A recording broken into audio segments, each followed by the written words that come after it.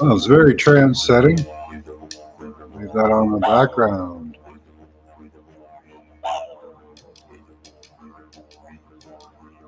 So good afternoon, everyone. Welcome to the show.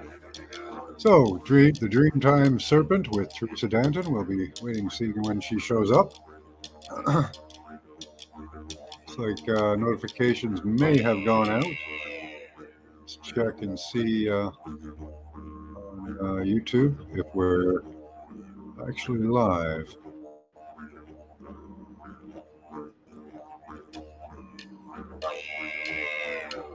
And we are. One watching, awesome. Excellent. Hi, Rebecca. Not too many people here yet. Must be a beautiful afternoon other places. It's raining and cold where I am, so I'm not enjoying it too much. The sun's trying to peek through, but hasn't yet.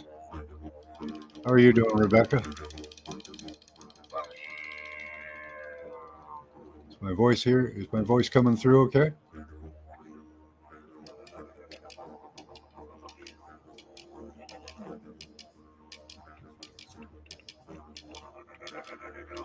I'm enjoying this music. It's at first it was a little much, but I'm starting to get into it now. Didgeridoo. West Coast BC is sunny, nice. Love the West Coast. Must be mushroom season coming up soon. Hi, Chloe. How you doing? Hi, Nina.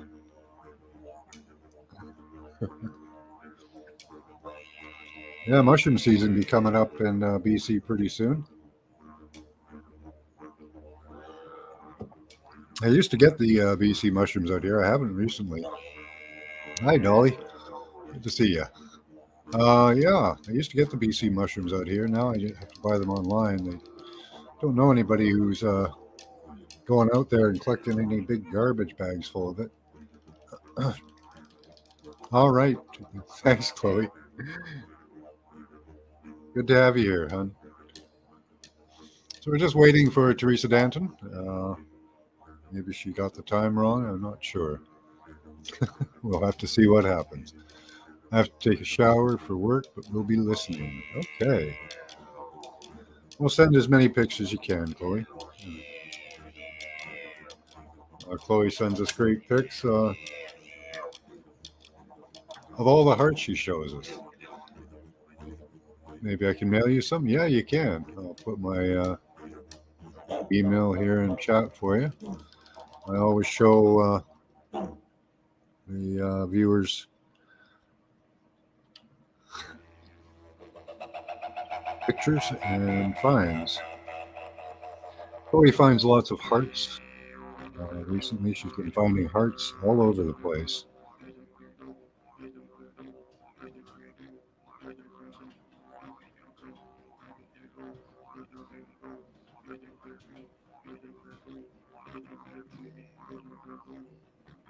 Yep, that's right.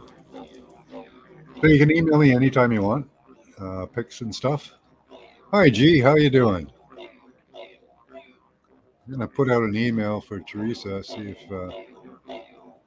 we can get her to come in. I do have quite a presentation for you.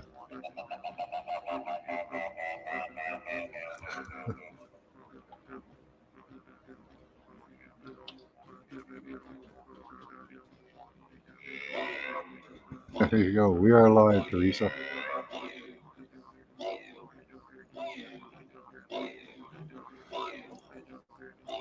So we'll listen to some music, and I do have some information I can share with you about our current um, find here. Let's see here. Finder's range. That's not it. Teresa sent me a whole bunch of information on this. Short video, Australian pics. Let's see, I got to go through my emails a bit. She sent this stuff so that, let's see, here we go. Okay. Found the one. We'll give Theresa a couple more minutes before I start reading it. It's kind of her presentation. She wanted some help with the mud fossils. Hey, London man. I thought you were going to go live today. I thought G was live today, but it was just a little short pic about her garden and how well it's doing. Awesome stuff there. Can't wait for your show tomorrow. If you guys want to post your channels, feel free to do that at any time.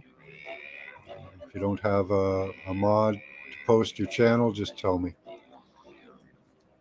and we'll mod you up.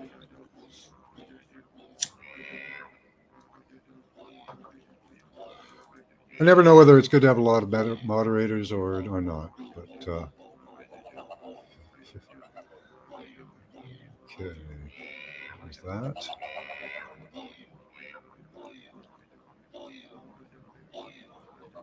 All right, so we'll start sharing, and hopefully Theresa will get the message.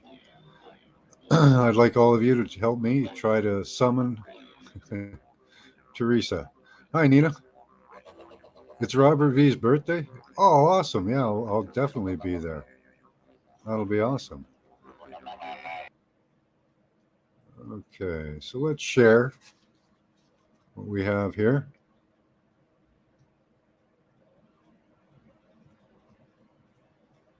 I'm still getting the music in the background, so. So let's read this. So, as you know, the Indigenous people of Australia have these incredible dreamtime stories of creation. And so I've been wondering if there isn't a whole lot of truth in these stories. And I think there are. I'm looking for evidence of Akura, the serpent, as well as Mandaya and Irdulu, Irio, the kangaroo, in the terrain of Flinders Ranges, and to the north and east of the ranges in South Australia. I think I've found the serpent. You can help me see if that's true, and also help me find the kangaroo.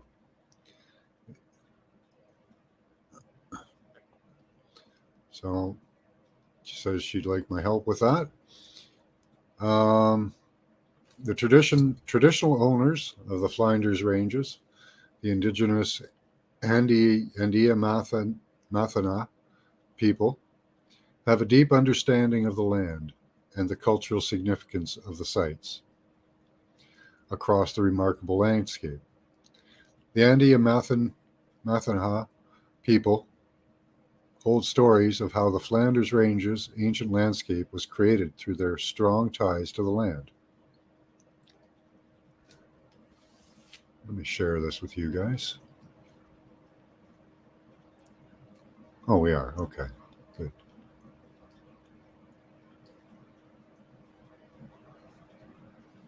Seems God is a serpent. The dream time, the experience in between times. You were doing that now? Okay, Chloe. Are you looking for more mud fossils? That'd be awesome. Okay.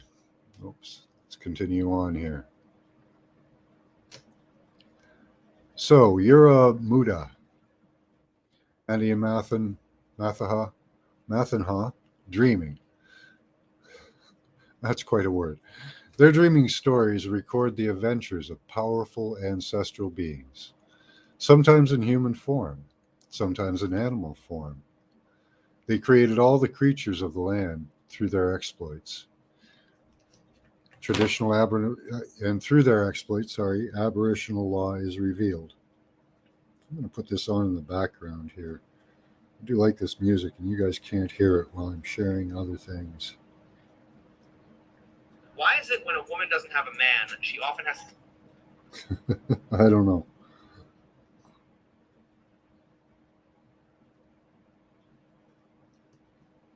Let's see, library.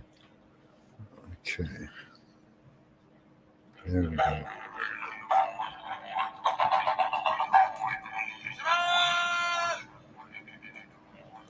Okay, that's better in the background. The dreaming stories record the adventures of powerful ancestral beings, sometimes in human form, sometimes in animal form. And through their exploits, Aboriginal law is revealed. So Akura, the serpent. Akura is a powerful dream time serpent. He lives always near water. There are many places in the Flinders Ranges that relate to Akura's presence in the landscape. Akura can be at many places at once, or single, or as two Akuras. One story tells about the creation of waterholes in Gammon Ranges. Akura was very thirsty, so he went to Lake Frome to drink. Akura drank the entire saltwater lake dry. While he went home, his bloated body carved gorges and made water holes at the places he camped. These water holes are Arkarula waterhole, Arkarula, Wei. Oh my. Nooduna.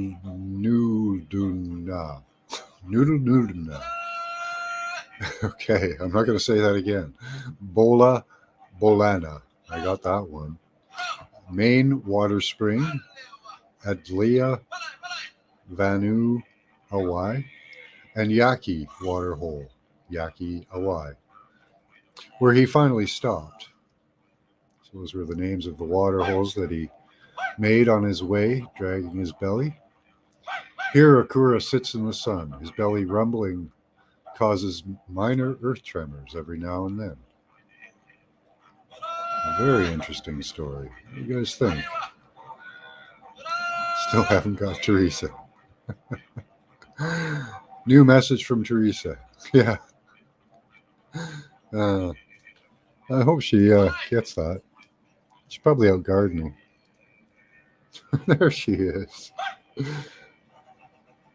Oh no. It did that split screen thing on me again. Okay, where'd you go? There you were. Restore that up. Hi, Theresa. Hi, can you hear me okay? Yeah, your sound is good. So I started into the story already because we're a few minutes into the video. Central time. When you said Central, I thought you meant your time Central. My time Eastern's an hour ahead of you. Oh, okay. I don't even know which time zone I'm in half the time. So. Hi, everybody. I hope I didn't interrupt anything on you. Huh? I hope I didn't interrupt anything you were doing. No, I was just sitting here waiting. Oh, okay. I thought I had an hour to go. Hi, everybody. Let's see. I'm pulling up my picture. I was getting all my tabs linked up here, so I had everything ready in case you had a fall or You didn't make it, or Well, that's why I sent you everything as a backup, just to make sure, yeah. Hi, Pamela, Mystical Heat Musings. Good to see you. Hi, Bringing my notes up Paradox. here so Hi, I B. have them in front Freeman. of Hi, me. James Ortiz. Didn't see you all pop in there. Awesome to see you all. You like my background didgeridoo music? Is that Yeah, that's perfect. that's doing it? Nice. Yeah. How's the sound level? Is it good? Yeah, pretty good. I think I'm hearing you without my earbuds, though. Okay. Let me just check my settings here and make sure I've got my. Awesome. Hi, Loretta. Good to see you. Yeah, do that. There we are. See if I can get them synced. All right.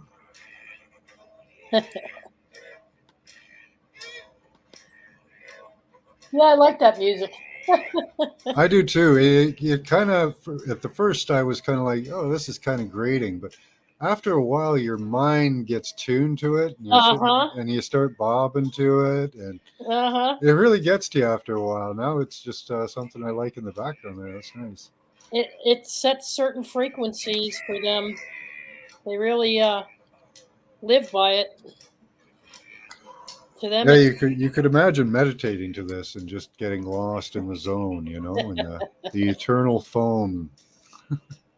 there's a guy in our group, Barry Chad, and he can make the sound of the didgeridoo uh, and sound just like it.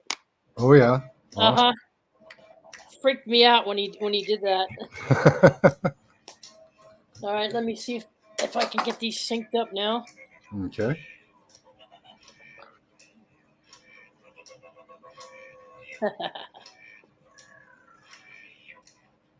So you got all the notes, huh? Yeah, yeah. I Well, was I'll tell you, just started reading. a good way of starting it is to show that little 8-minute video because it'll show Okay. everybody All right.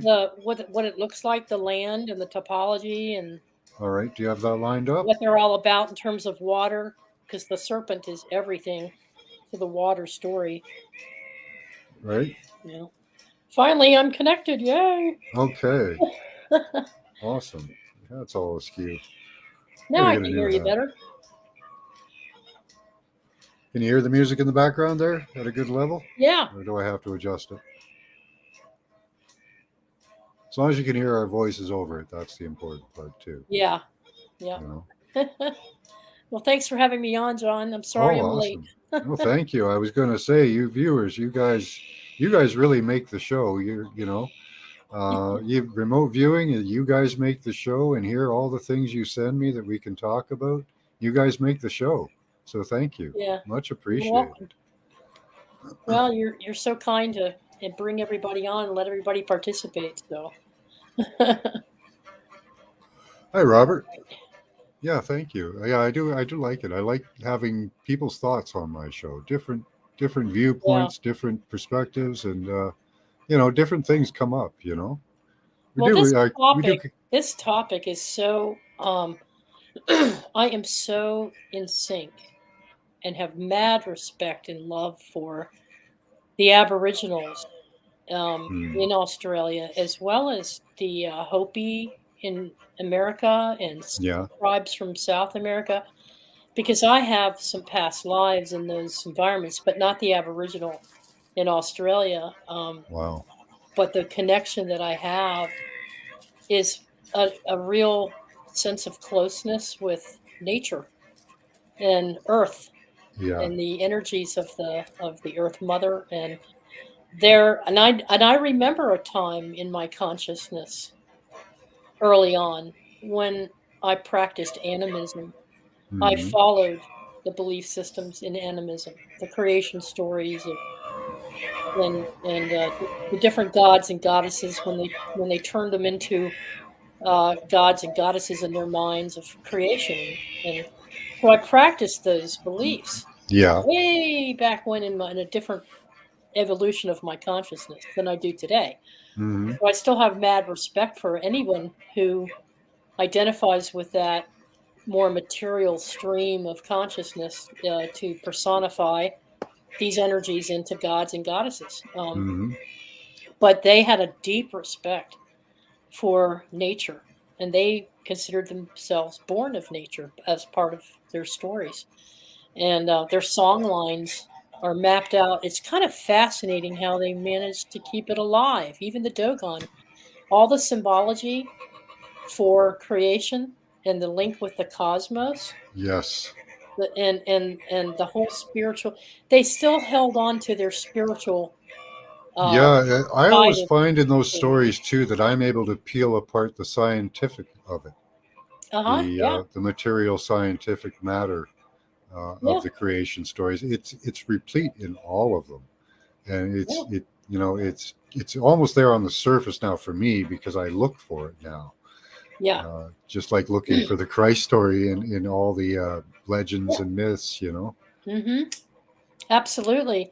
You know who's done a great job of helping to bring that knowledge to light is Laird Scranton. We've had him on a few times now, where he's come on and talked about the Dogon and Skara Brae over in Scotland, and he's following, the migration of these different beliefs and finding out there is a universal understanding symbolically Yeah. of these different energies of hmm creation.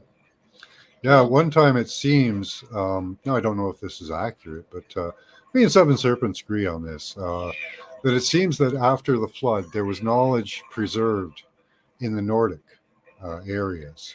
Yep. And what happened is they migrated and moved teaching all the way down to India and China over time. And then they made their way back westward. And Yeah. it seems that the knowledge seemed to have followed that type of a path, being Hmm. taught in different ways as it went along. Yeah.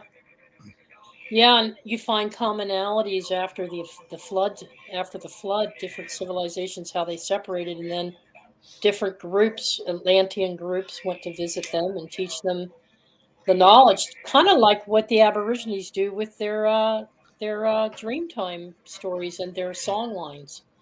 For each geographic location shares a piece of the story, and then they hand it off to the tribe next to them in their territory, and they have their variation of it, and they add on to more details. And so by the time you make it through Australia, there's all these different song lines with a basic understanding of the knowledge of the creation story, but then you have your tribal spins or details on each one of them, and the snake is their main god, and the snake represents rebirth and birth and water, and it has a different name in different tribes. So Mm. they believe that the snake resides in their land. Well, that means you would have a sighting of, I don't know, 50 snakes. So that's what I started doing. I just wanted to see. Are they the ones with the snake eating the egg as well? Yeah, I think There's, so. yeah. Well, actually, what she does is she consumes humans and then Oh, regurgitates them with her blood. So she's ensouling the humans. oh, wow, that's a The idea beautiful, is that they're beautiful way to created. see it. Yeah. Yeah. Uh-huh. Yeah. In fact, Mm. I have a little paragraph here for that. Hang on a second, because it explains it a little bit better than I can. So you folks know about the rainbow serpent story, but basically, rainbow serpent is linked to water sources around creeks and rivers, and it's responsible for the production of water plants, water lilies, vines, and palms that grow near the water. The rainbow snake is held in respect because of the ability to renew life by shedding the skin and emerging anew. Wow. Yeah. Aboriginal myths about the rainbow serpent often describe a fearful creature that swallows humans only to regurgitate them transformed by her blood. Wow. And if you go down to the serpent has many different names and totem appearances across many different Aboriginal languages in Australia. And in every one of these groups, the rainbow serpent is part of their dreaming and creation story, continuing to carry its power over people today. Aboriginal people today respect and take custodial care of sacred sites in their territories where the rainbow serpent is said to reside. So the energy Wow. aspect of that serpent resides in every single one of these tribal lands. Nice. Okay.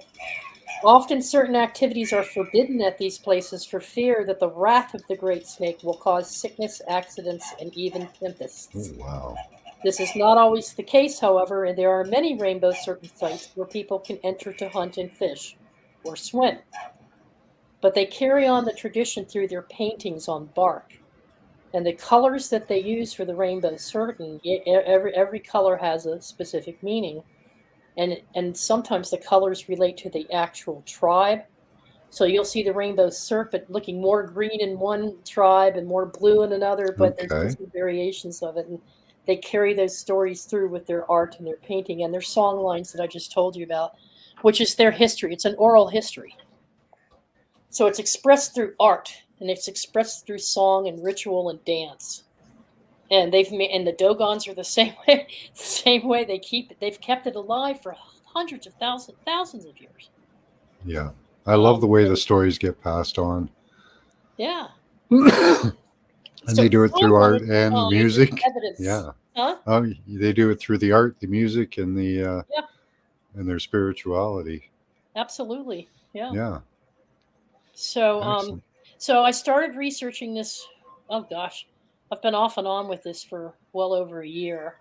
As I was Okay. turned on by the show we did with the Aborigines with Julianne's nephew, and he came on and told us a little bit about their culture and their background, and I just thought it was beautiful. And so I look into the legends, and then with you, with your mud fossil, um, which is another material view of materializing the spiritual, and it's the whole mud fossil piece of it. And so I've been playing around, coming in with you on that and trying to learn more about how you all view the mud fossils, and I've learned a lot from that.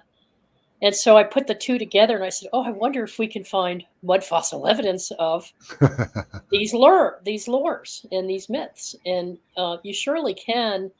It seems like, It's not, yes. yeah.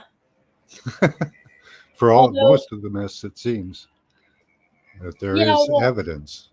you can see the organic. When I look at them, what I'm seeing is what I think I'm looking at, you guys, and Okay. I'm gonna leave it up to you. I'm not gonna tell you what to believe, but when I look at it, what I'm thinking is that they're thought forms. In Hmm. other words, these people they dreamed the landscape into existence. They say that in their stories. That what they were doing was through animism with these creatures, is that the creatures helped shape the landscape. Hmm. So they shaped them in their image. Where have we heard something like that before, right? So they Yeah. shaped humanity and they shaped the nature and the terrain, the topography in their image. And so what you're going to see in Flinders Range, which I'm going to show you here in a little bit in southern Australia, is how the snake moved through the mountains and pushed the rocks back to form the snake pattern and snake shapes. But then when you zoom in on it and you take a look at it, you'll see lichen and you'll see other types of red and orange material, and you're like, ooh, so which is it? Is this organic remains of a giant snake that they thought that they were created through in their dreaming? Or did they create that as an egregore, an understanding, a universal understanding that these things, these shapes that you're seeing, are actually representations of their gods and goddesses? And did they think they were real? So I started looking for the snake. I And I kind of would go stumbled with both. across, huh? I go Gotta with go with both. that. Yeah. Yeah. I mean, who's to say? I'm not going to tell them that their belief is wrong, or it's not my place if Well, that's. what they do with the spiritual aspect that I see is they create like an emotional state, right? Which is very important for any spell casting or even remote viewing requires a light state. So they're creating a different state, sounds like, for a different spiritual purpose, Uh huh. for Yeah. various different spiritual purposes. Sorry, you know. Well, you see, And the The stream thoughts, of like consciousness the is thought of thinking of it as a spiritual being, yes. gives it the emotional aspect. Mm-hmm. And Mm-hmm. we know that emotions are very important in any Yeah, spiritual work we do. exactly. But somehow it became a literal interpretation. Mhm. It wasn't just, feeling those energies and the emotions around those energies and weaving them into a story. The story became a reality in such a way that they actually made manifest a whole belief or almost like a religious practice of personifying and giving personalities to these energies. And they did the same thing in Egypt. Or maybe they're just Often remembering the personality and energies of that that's being, that's the part I don't yeah, I'm right? not sure. I know for me, my memories are that everything in nature is something we created, not that nature created us, but that we created all of the elements in the animal kingdom and the insects and our own, and we worked on our own forms and our own developments through our own creative capability. Hmm. And then as we fell out of consciousness further into the matter, we got away from some of our spiritualization of these things, and we actually started endowing them with human attributes or characters so that they had a physical form like a human, part snake, part human, Hmm. part falcon, part man. And so that's how they started seeing it, and then that evolved into a religion, which then turned into dogma, and they created the gods and goddesses Hmm. to Maybe. go along with the structure that they needed. That's one way to look at it. Yeah. So I don't know, but I did find some interesting things and sent you the pictures, and Okay. um, So you but I said you wanted wanted to. to watch that video first, right? Yeah, if So line it's that 8 up. minutes long, and it's the elders, and they're talking about that area that we're going to be looking at, Yeah, and I it'll watched give it. Yeah. everybody a chance to see what the topology looks like before we go into the map level and zoom in. There's a couple spots where I'm going to say, "Ooh, look at that." Oh, and by the way, the two animals that are most revered and held in sacred behind me here is the kangaroo and the wallaroo. And one story talks about the separation of the two. They're all kangaroos, but there's different species. And there's a Dreamtime story that I found on Kangaroo Island about that. I could show you the geological formations on Kangaroo Island. They are something. And then the snake, of course, is all of Australia, but in this particular region, there's a story specific to her in this area that you're going to be learning about. All right. Awesome.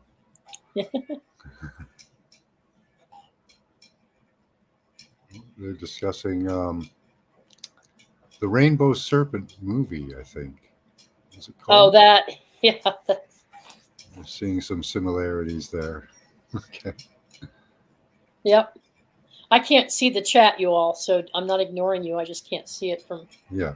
from StreamYard. Let me see if I can. Tremors movie. Tremors. Oh my God, that movie was I love that movie. That was awesome.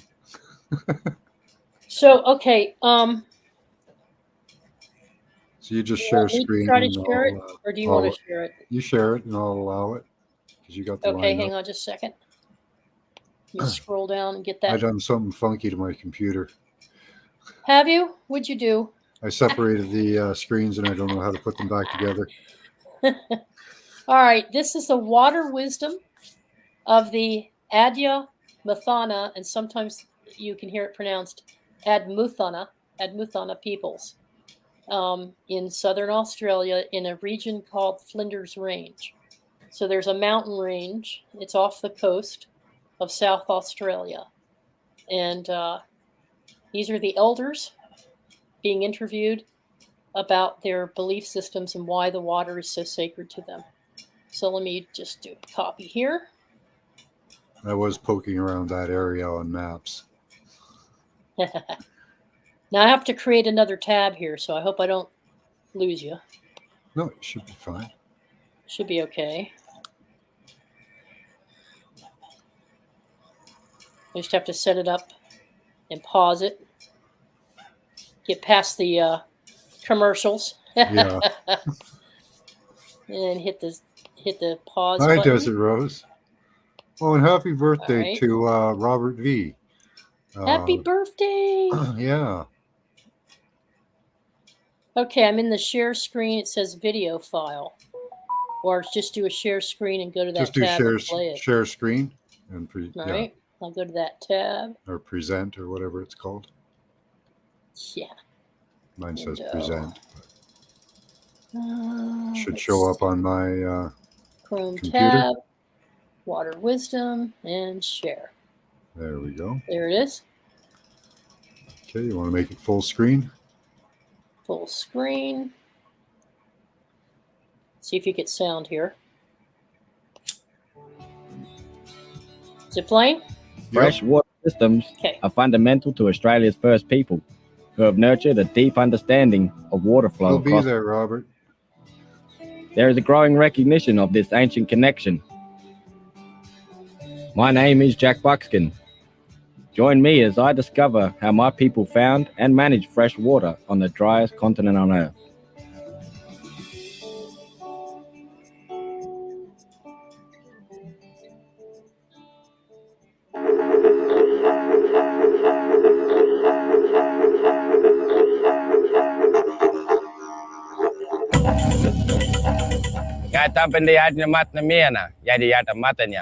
I acknowledge the Adnyamathan people for allowing me to meet on their country. I'm in Nepakana, about 600 kilometers from Adelaide, between the Northern Flinders and the Gammon Ranges. As you can see from this riverbed, water in this area is very scarce. I'm here to talk to the Adnyamathan people about their relationship with water. I start by meeting up with Duncan on the outskirts of town. The sight of two wells and various waterholes are now distant memories. This creek here obviously used to flow. Yeah, I haven't seen it for a couple of years. Many years ago when I was kids, this wasn't We've got a very mountain range in the back there. get around with the In that's the snake. That's where the snake lives. We were just Yeah. all day, cooking up, having lunch, and I think we'll we find used to some have yabbies scales and all maybe. in there one part. Now nothing. It's changed now, and we don't come down here much anymore. This was a camp just up here on the rise too. There had a lot of people living up here. We had the ceremony grounds nearby, just there at the back. Yeah, the drought was just killing this place. As you can see, there's a lot of carcasses around here. No emus and no kangaroos, and only the goats are living at the moment. I don't go hunting no more. Didn't even see any chicklings this year and last year. September, October is when the chicks are out. Nothing. Last time I seen a decent good rain here was roughly in 2016. Through summer is when we get our biggest floods, but nothing in the last 2 years. There is one water source in these parts that is a constant.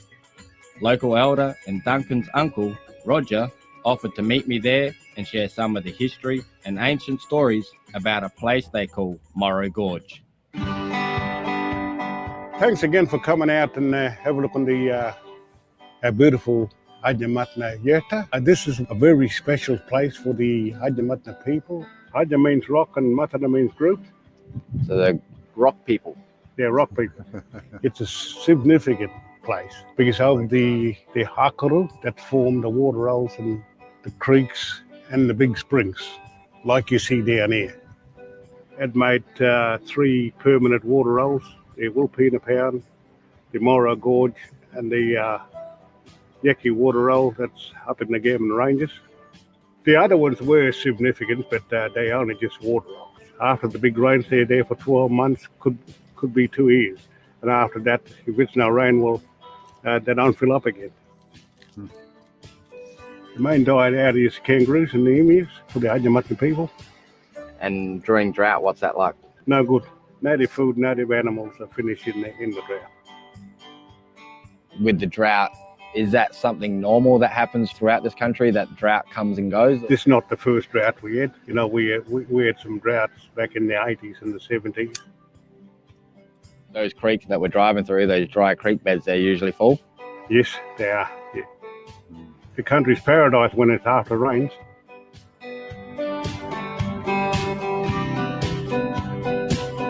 So do you think these water holes will ever go dry? These water holes will never go dry. If the drought lasts another 12 months, this will be still here. It'll be here when I'm dead and gone. The water sources for the traditional times, it was all fresh water all year round. The rock holes were The full, rock holes were creeks full, were the full. creeks were full, yes. Once the drought time came on, they had the permanent sources like the Morrigold. You got the Permanent Dreamtime sources story, of and you got the water. water here, and the kids Very like important coming out here. And yes, we come here, just about every week, for mud pass on our fossil knowledge research anyway. and our culture and our language to them, I suppose. It's just a significant place and a lovely place to come and visit and enjoy the surroundings.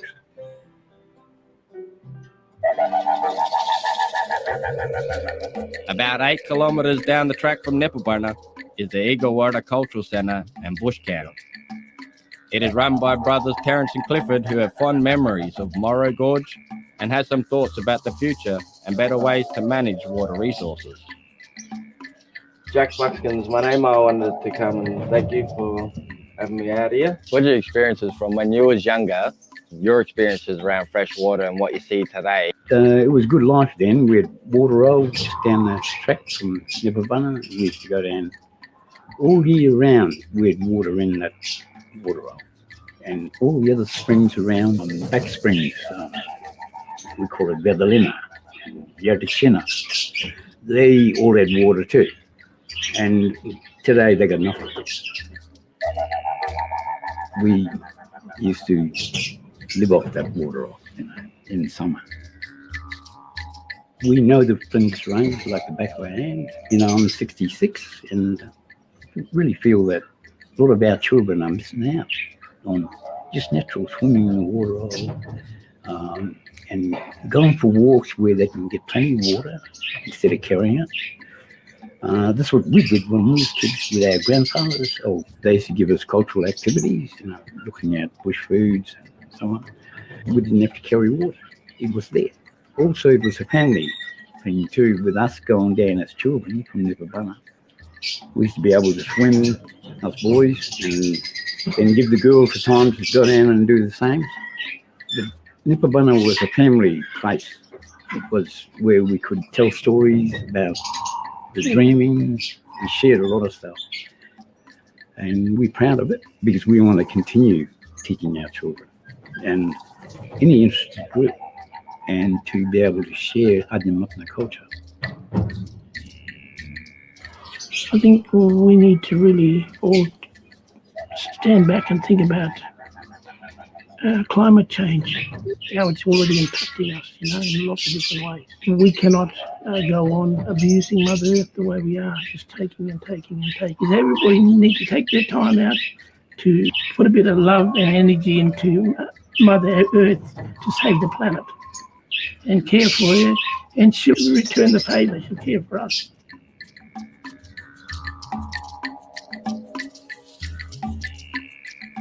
This landscape was unmistakably formed by water, so it is difficult to see it suffering through such dry conditions.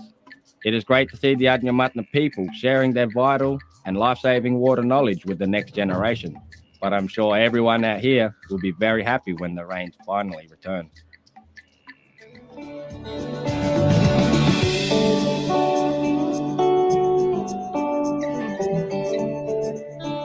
Okay. Yeah, so I wanted to mention something about water sources. The Euphrates and the Tigris both flow from the eyes of a dragon. So that's one thing I look for in mud fossils is water sources, where they're coming from. Oftentimes they do denote creatures. Mm-hmm. Yep. Well, Steph asked a couple of questions. So folks in the chat, yes, the snake is a goddess to these tribes. And there's various variations on the Dreamtime story, which I'll share with you in just a moment. The basic Dreamtime story, and especially this people in this region of Flinders Range, where we found possible evidence of the snake. And then your other question was my beliefs in string theory. And I'll just put it to you this way. I believe that all the planets This is my belief, okay, that all of the planets and stars in the cosmos are connected directly to us. We are Earth. We are the cosmos. So within, so without. And everything out there is an expression of everything within here. And so I see them as both physical and also etheric and astral bodies. So they have a body just like we do. They have a soul just like we do. In fact, some of the interdimensional beings from those different worlds are ones that have worked with us since the beginning of time to help us create the things that we create. And they helped ensole us, and they helped us become what we've evolved into. And so if we ever want to go back into ascension and go back to those planes after we shed our body, we can. And we can go to different worlds, and we're all connected. We're all part of one creation.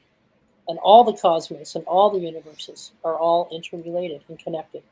Just as we are with the animal kingdom here in the physical world, in a spiritual perspective, we are connected spiritually. That's my belief. Okay? I just don't personify the energies that I feel with the emotions of human emotions and characteristics that we give to other beings. I just don't personify them as gods and goddesses. Okay, and I don't give them any of that kind of energy either. I don't worship, bow down, or pray to any of them. They're just part of me. They're another aspect of myself. They're another aspect of you and John and everybody else. We're all aspects of one another. So that's what I believe. They're how we get an astrology chart, a birth chart. Yeah. Really. And those aspects are imbued in us by those various energies that are sent out, the angles, Right. the angels that are sent forth to us at our birth. Yes. Yeah. Now, to help me communicate to others about them, I will go so far as to call one of my guys, Nate. He's Nathaniel, an archangel. And then I have Mother herself, Great Mother, which represents Gaia. It's so that I can talk about those energies in a meaningful, linguistic way, given society, and putting it into human terms as best I can. But it's more of a feeling, an emotion, an attachment, a feeling of connection with those energies. Yeah. It's easier to personify an emotion than to just, because they have their good aspects, their bad aspects, and much more is imbued in us than just a one-word emotion. Yeah. Well, Lori and I have been taking a closer look. I did it back in the 80s. I kind of got away from it for a while and forgot some of it. But the best model, if you will, of philosophy or best expression of spiritualism that comes as close to our gnosis and understanding would be a mix of theosophy with Rudolf Steiner and some of the, that's the anthroposophy. And then there's the theosophy as well. So you've got people like Edward Casey and Rudolf Steiner back in the 1800s trying to express this. And I think they did a really good job. And I had forgotten a lot of it until recently. And then I lost the language of how to explain it. But I was trying to absorb it back then when I was much younger. I was back in my 20s. Now I'm in my 60s. And so I'm starting to step into it more and coming back to cycles of time, the epochs of civilizations, the interrelationships with cosmic events and activities, the things that are going on in the cosmos and how they affect Earth's evolution and Earth's ascension path and my own personal ascension path. So that's kind of where I'm at with those things since you asked. And then the Rainbow Serpent story, the movie Rainbow Serpent, it's dealing with a completely different part of the world. It's dealing with the Caribbean, right? And the practices of voodoo. And so it doesn't have anything to do with the sacred stories of the Dreamtime stories of the Aborigines. I think they were just seeing some similarities. Yeah, no, there was actually a question if it was. So it's a different serpent. It's a different Rainbow Serpent story. Oh, and it has nothing to do with the Aboriginals or their belief systems. Okay, so I got caught up that way. Okay, so I'm going to tell you the Dreamtime story real quick, and then John has the coordinates, or we can get the coordinates off the photos I'm going to show here real quick. There's lots of photos I like. All those photos I want to see. before we go Okay, to the I'm going to hit maps the and all that. present and share screen. I'm going to go to my entire screen. So I won't be able to see you, but Okay. you'll see what I see on the screen here. I'm going to get down to my folders and bring up the It's pictures. the infinite Theresa. The infinite ever. Yeah. Boy, God, I hope not. You poor people. All right. Takes So, practice, Pamela. Keep practicing and you'll get can it you under see this control. picture okay, John? Yep. Is it centered okay? Oh, somewhat. Yeah. All right. This is southern Australia. And this area, if you see my pointer, the plus sign Yep. here, Hmm. that area is called Flinders Range. Okay, here's Kangaroo Island down in here. Hmm. And this is off the ocean, and it's inland, and this is a form of a snake. The whole range is a form of a snake. But there are specific areas within that range that we're going to be looking at.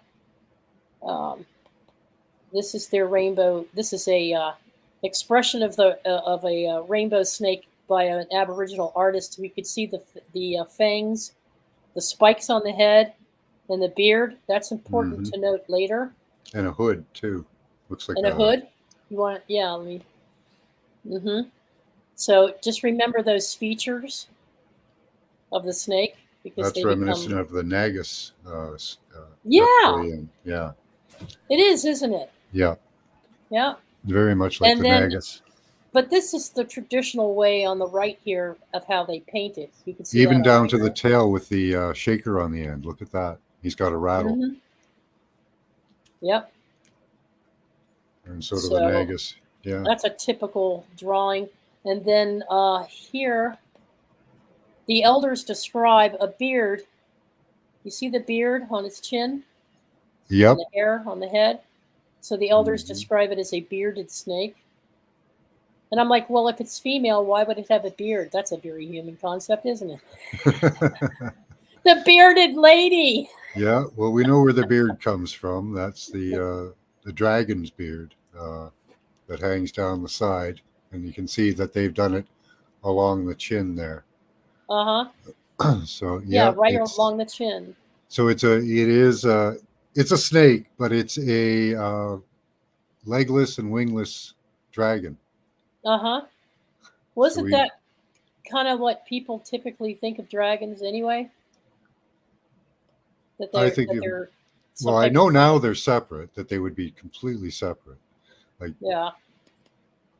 At least I think. Now, John's going to give you in a minute here. So.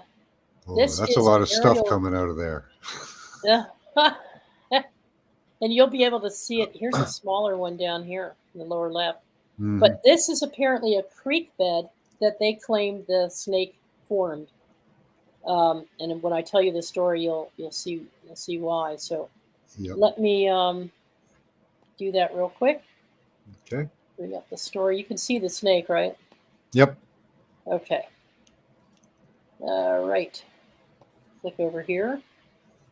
Okay, this is the story. Akura is her name.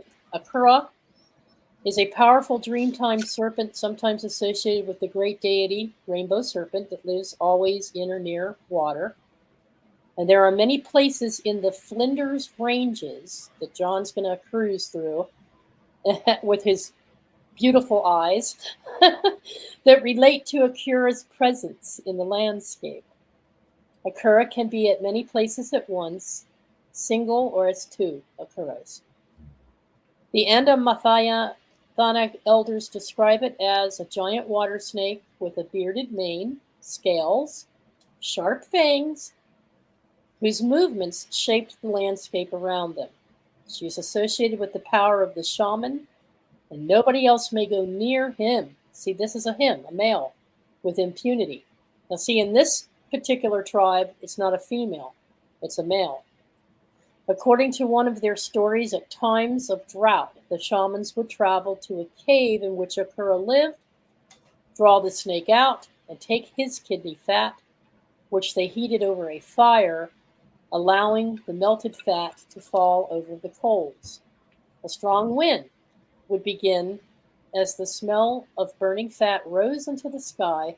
The clouds would open and the rain would come in a downpour, revitalizing the land, which is what this man was just saying in the video. Wow. One story tells about the creation of water holes in the Gammon Ranges. You just saw a video about some of them.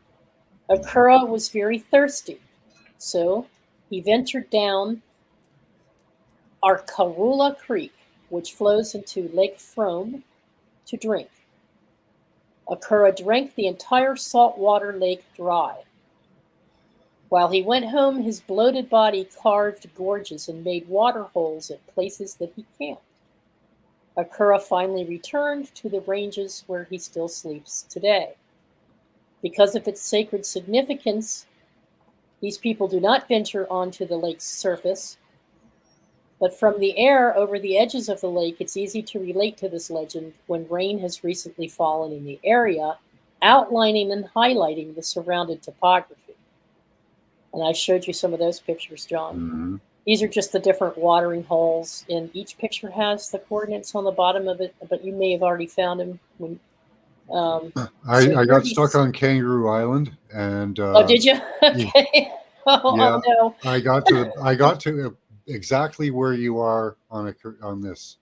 Okay. Snake. Yeah. So you got this far anyway. Okay. Yeah. Yeah, there's a different Dreamtime story about the kangaroos, and we can do that after the snake. Sure. I don't know what kind of time we'll have. So let me move that aside and get to Flinders Ranges so people can see. This is going to have, the next one's going to have the actual coordinates for John. Hang on a second. Let me get the next one up next to it. Okay.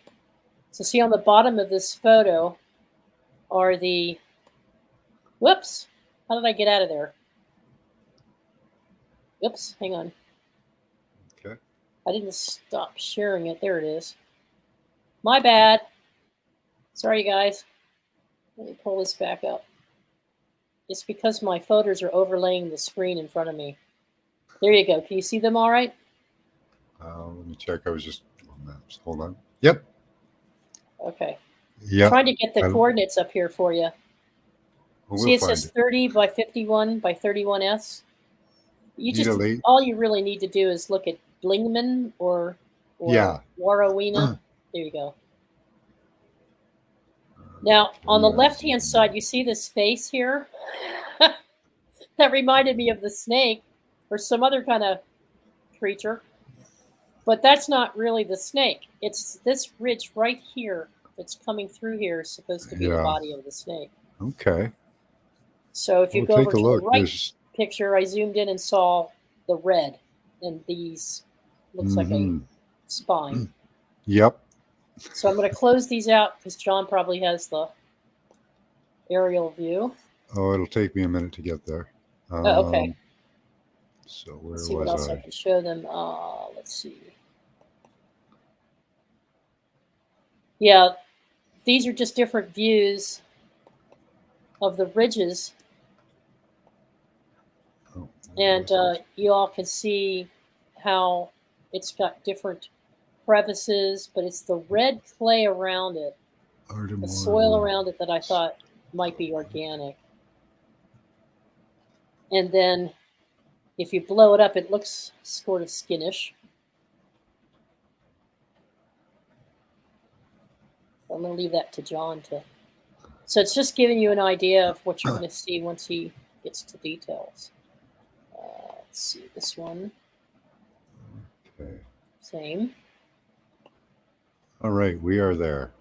Okay. I can go ahead and close these out. I have to pull it off of what we're looking. Okay, let me pull it to the. Oh, damn! You can't hide it. Okay. You want me to stop screen sharing? No. That's fine. Okay, so we're going to the Ardmore ruins to start. Mm-hmm. Let's see. Share screen. Hope you all are enjoying this. A little bit of cultural background here. Okay,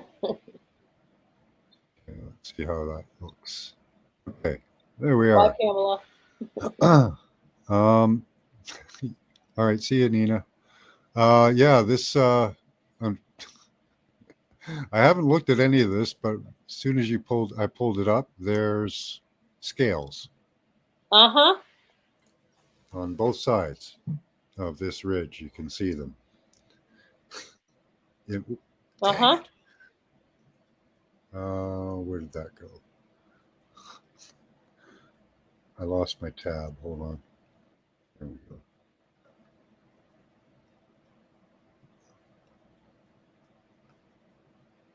Okay. Close that.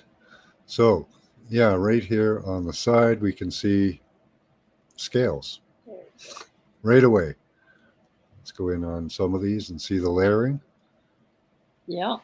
If we can pull up the layering of it. Right there, that's a pretty good example. You can see the triangular end of a scale right there in the middle. Mm-hmm. So let's see what we're looking at. So we've got scales. Oh, we got a cut line through it too.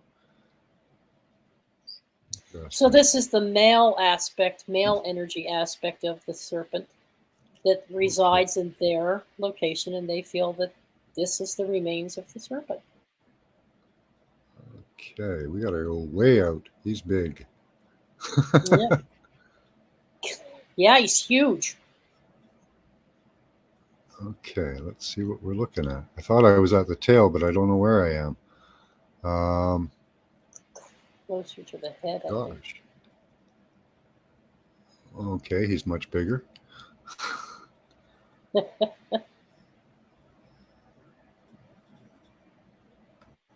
There. Well, see, I was deceived by that thing that looks like an eyeball and a smile. I said, oh, that's a cartoon character. But it has that's not the body. Let's see. It's like, I don't know. Let's see where we are here. So he kind of seems to terminate, at least somewhat at that point. But let's go on and see if it continues. That's a different being. Out. Yeah. Take a big overview. So I think we are looking, I don't know. It's just reading a... He is messed up here. Okay. Oh, But I don't know. I think you're covering it pretty well. There's the whole ridge. That looks like a dragon head. Right there. Can't be sure on it, but it looks like his head's up here or down here. Now, see, John, that's what we think in our consciousness of dragon, but they didn't have dragons. They had lizards and they had snakes, but they didn't have dragons in their mythology, in their conscious stream. But others do and could see that connection. Okay. So in the middle of the screen now, I think we have the body. Yeah. Coming down to the tail, going all the way up to Mula Awatana up there, or Mount Freeling in that area. So down here by the Altamore ruins, actually, we should be finding some possible outlets for biology, the intestinal juices. So let's look for some colors here. Yeah. Steph, just the possibility that kangaroos having their own island terrifies her.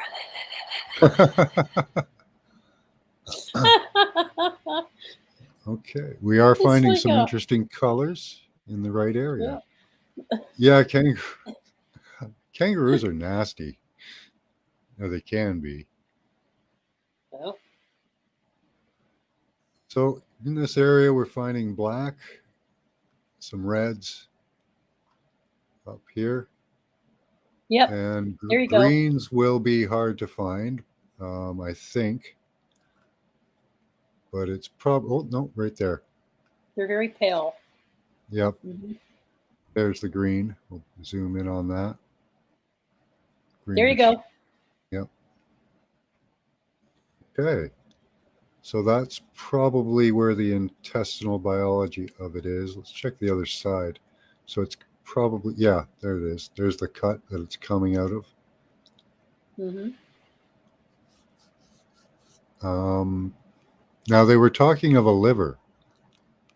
And right here in the middle of the screen, we have a structure that's separate from the landscape. Can you guys see that? They've even run roads around it.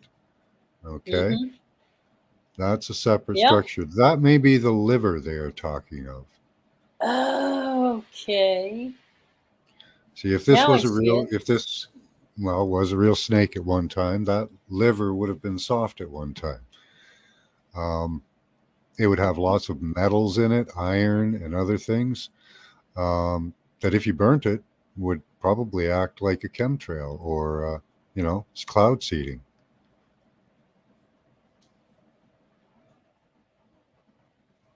John B. Freeman has a question. Yep. Is that a fossil? Paradox. I'm not sure what exactly makes a fossil. Like, would tracks and petroglyphs qualify? Cracks in petroglyphs as a fossil? Tracks. Yes. Yeah. That would be a fossilized track. Here's some really interesting colors squirrel down buddy. here. Harry. Okay, we've got all the right colors in the right place for that to be the Mhm. intestinal area of a snake or dragon. I would call him a dragon, but let me go back to the head for you guys and I'll show you something. Heads of dragons can be very odd looking. A lot of times they're entirely feathered, especially on the later dragons that I've seen, the smaller ones. So here we can see what would, it's hard to make the heads out. Let me show you another one. And I'll go back to this dragon whole body. Yeah, there we go. Okay, so up here is the head of this dragon. Yep. You can see his eye. Okay. But you see the shape, how it's very modeled. That's where his, okay. This is where his snout is, and his head ends about here. They're not very large, the heads. So you just confirmed their legend of where that came from.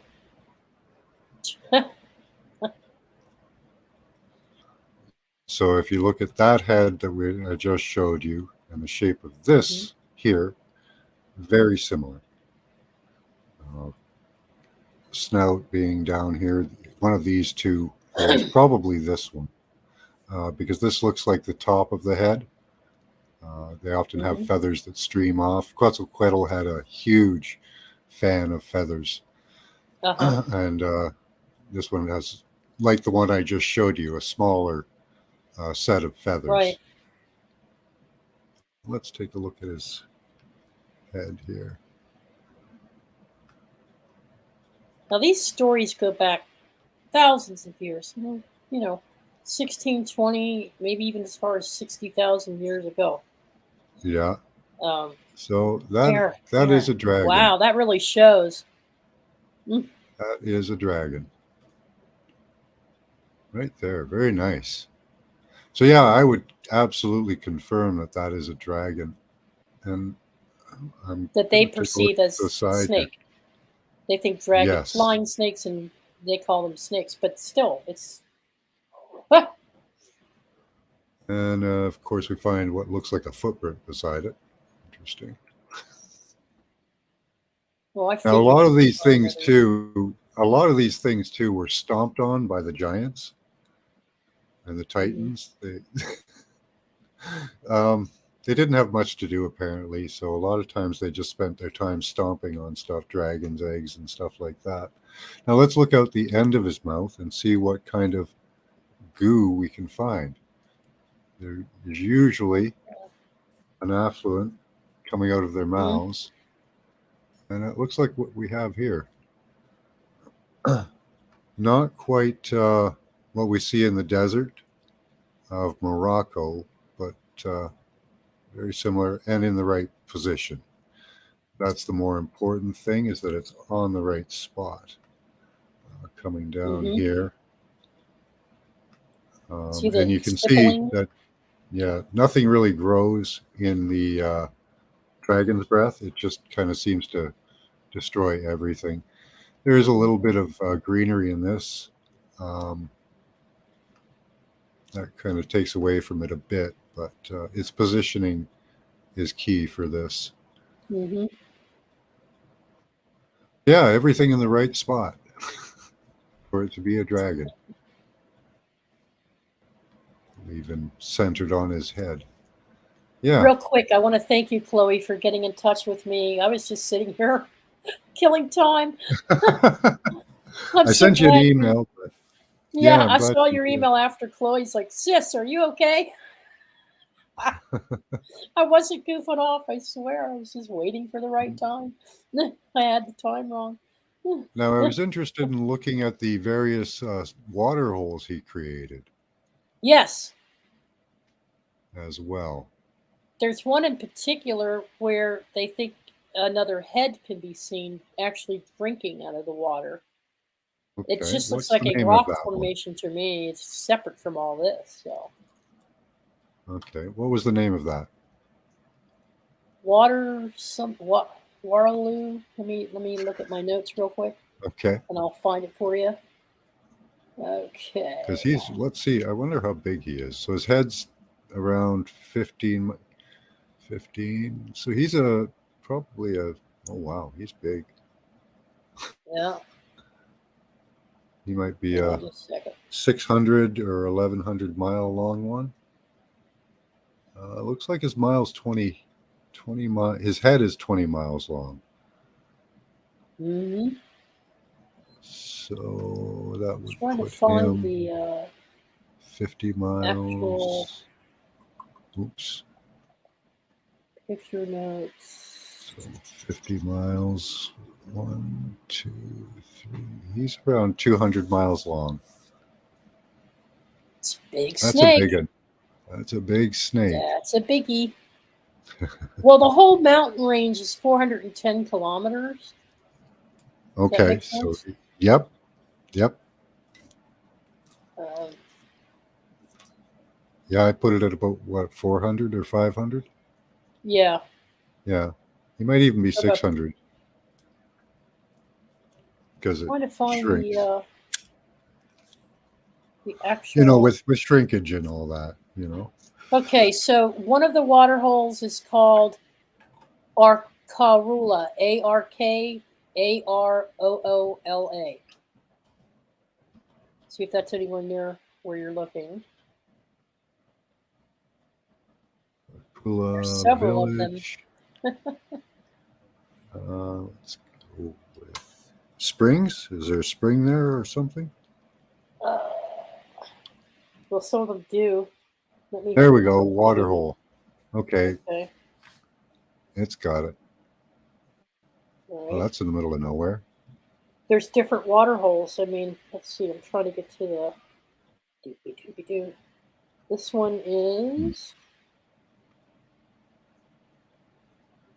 He said the Arkaroola Creek and watering hole. Arkaroola. Arkaroola.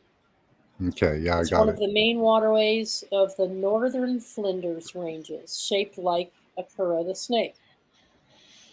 Yeah, when I did, have you seen Snakes on a Plane in a Train? No. What the hell is that? That's a video that I made where I show Is that feature yours? the Bath. Okay. Yeah, I feature the Batha River, which is actually completely filled along its entirety with snakes, petrified.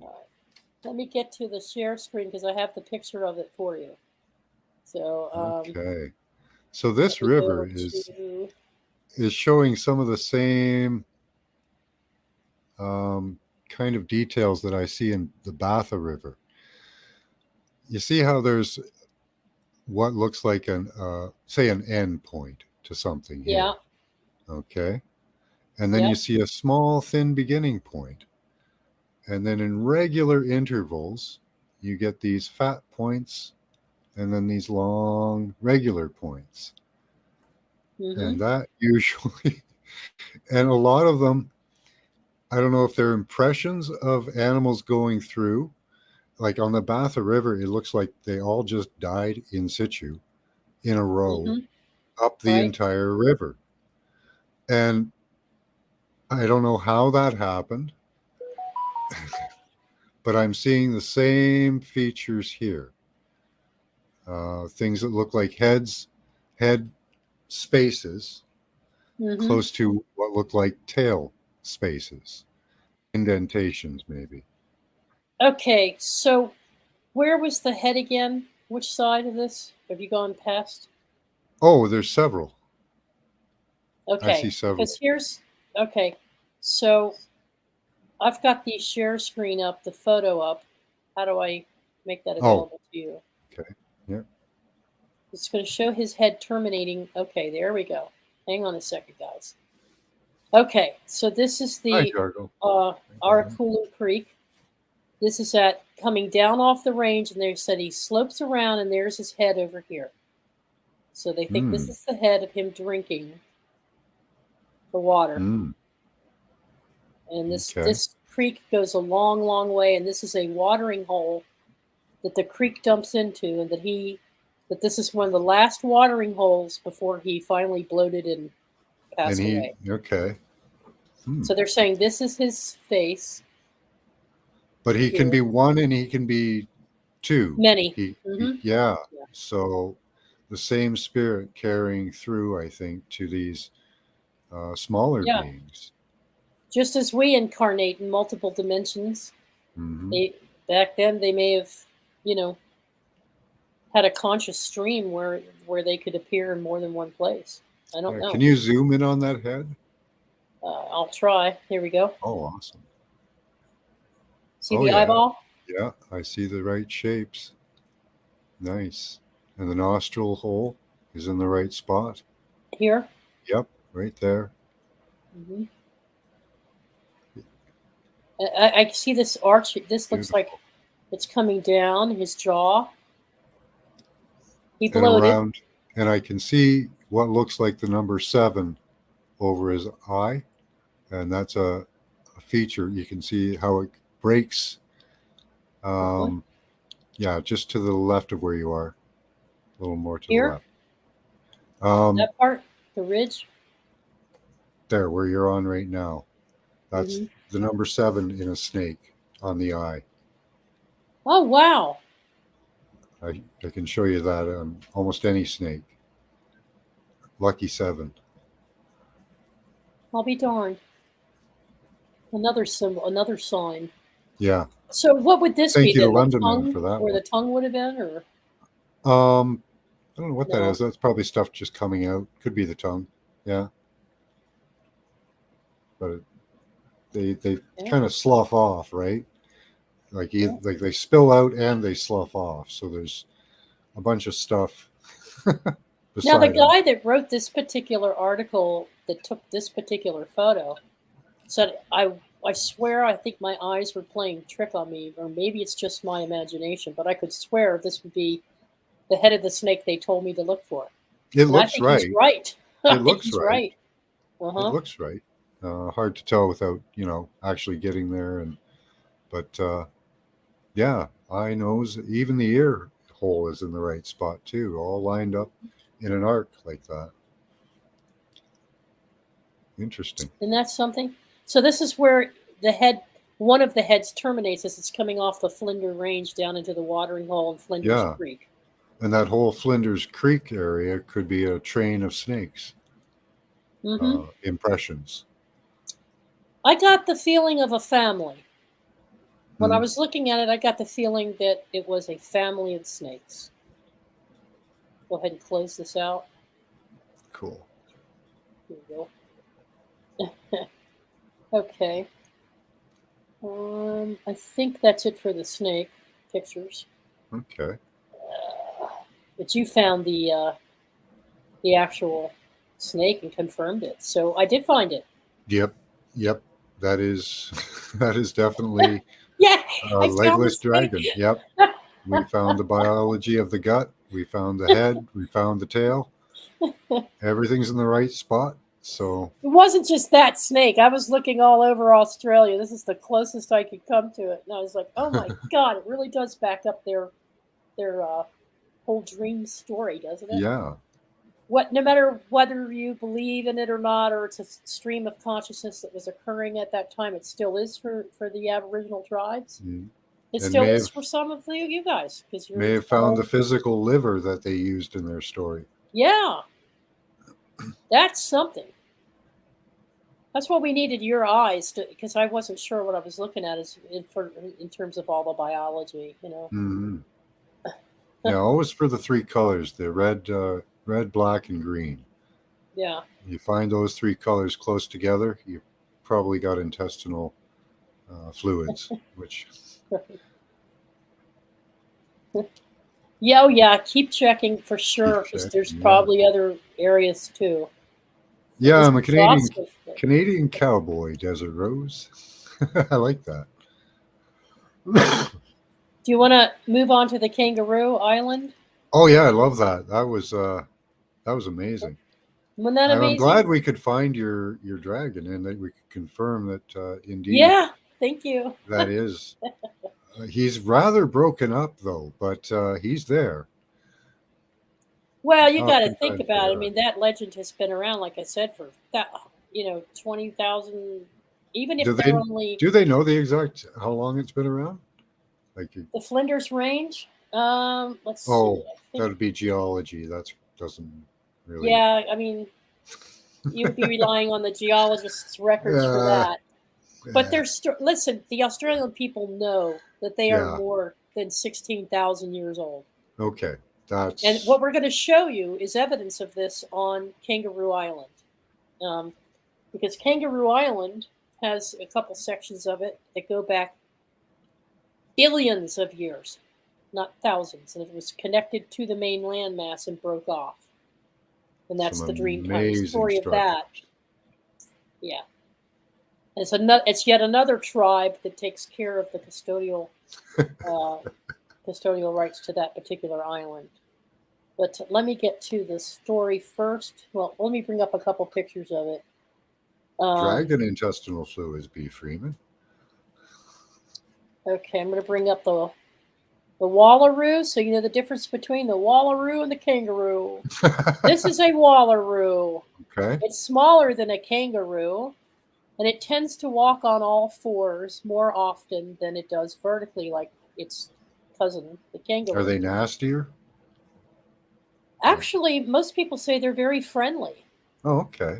Cool. They're very family oriented and very friendly, and they're also darn it, come back here.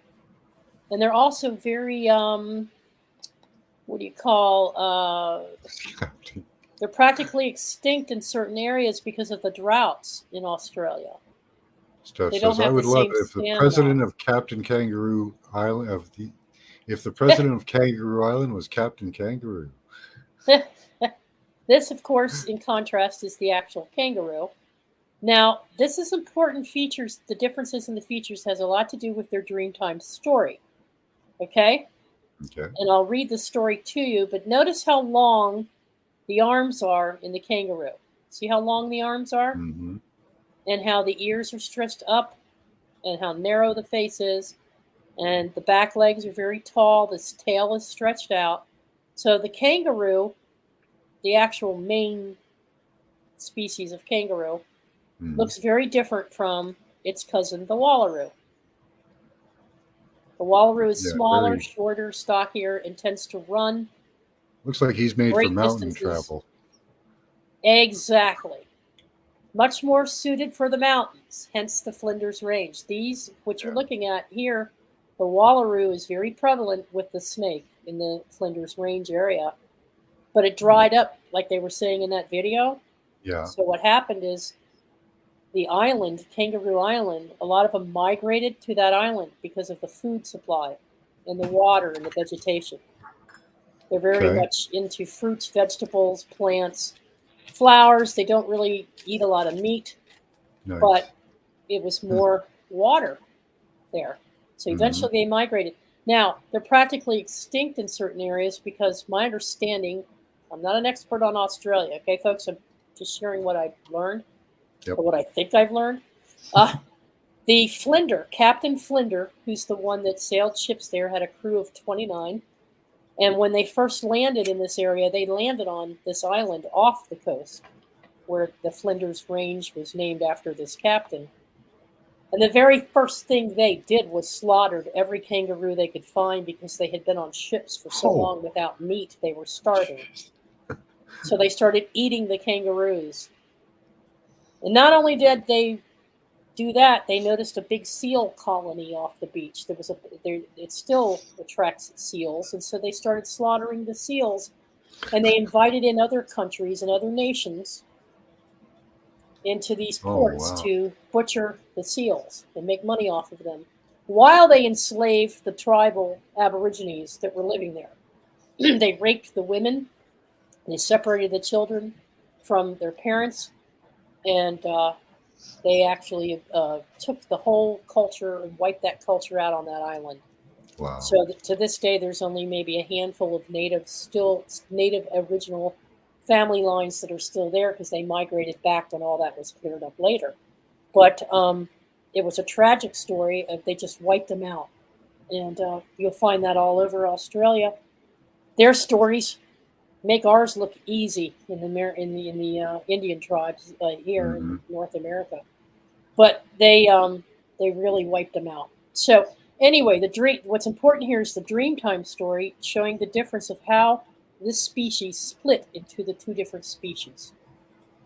Okay, so let me close them out and show you their representation of how they draw. This is Aboriginal art form drawing the wallaroo with the short, stubby front arms. Your traditional Australian kangaroo. Very horizontal. Yeah, they don't stand as tall as they can, but they don't typically do that unless they're alerted or alarmed by something. So let me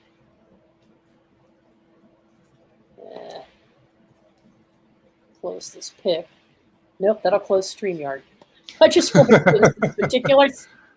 It'll ask you if you really want to do that. Yeah. Uh-oh. I do that every once in a while too. So. I think I lost my share screen. But no, maybe I didn't. Hang on. No, you're still up there. You're still up there? Okay.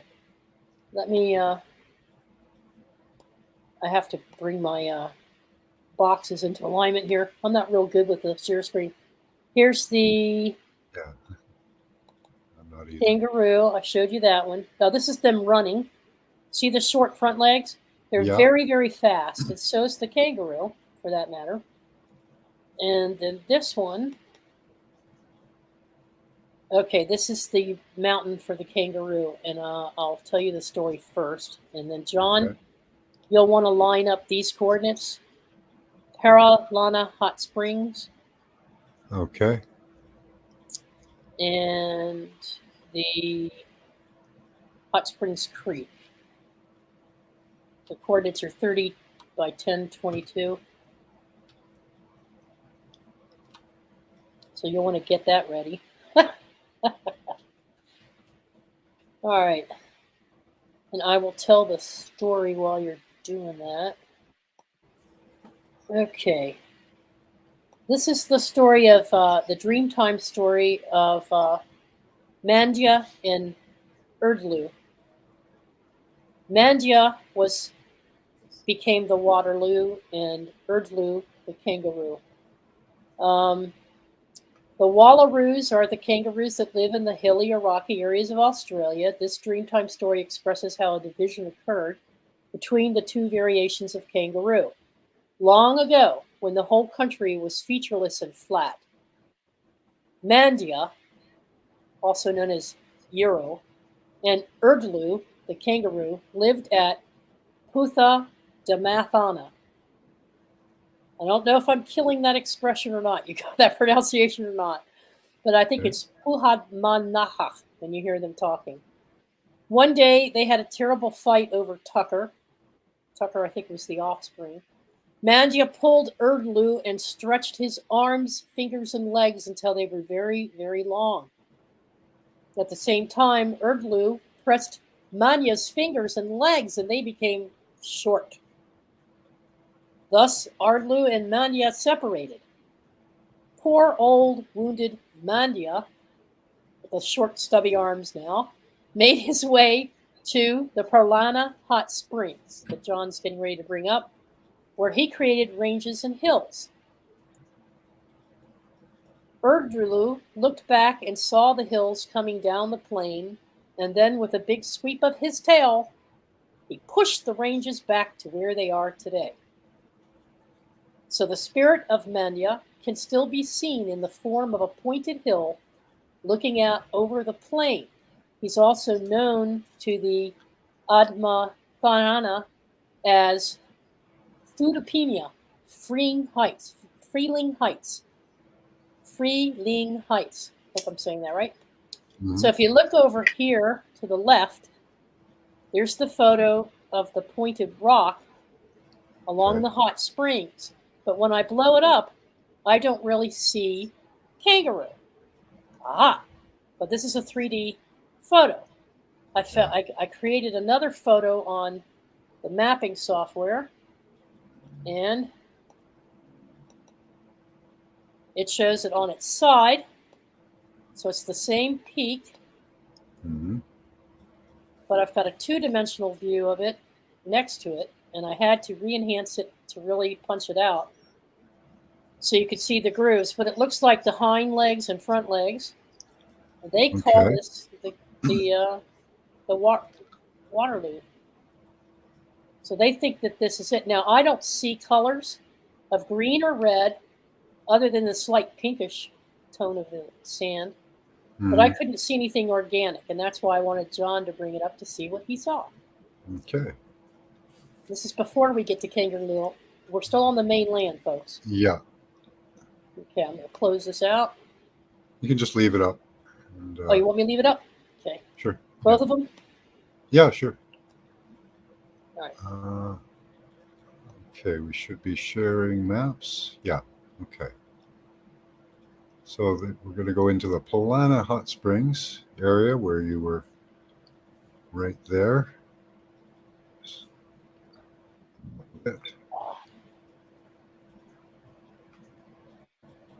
So it's No, that I rock don't. outcrop right there, I think. Yeah. Am I in the right spot? I'll wait till. Yep, there you are, right there. That's it. Okay.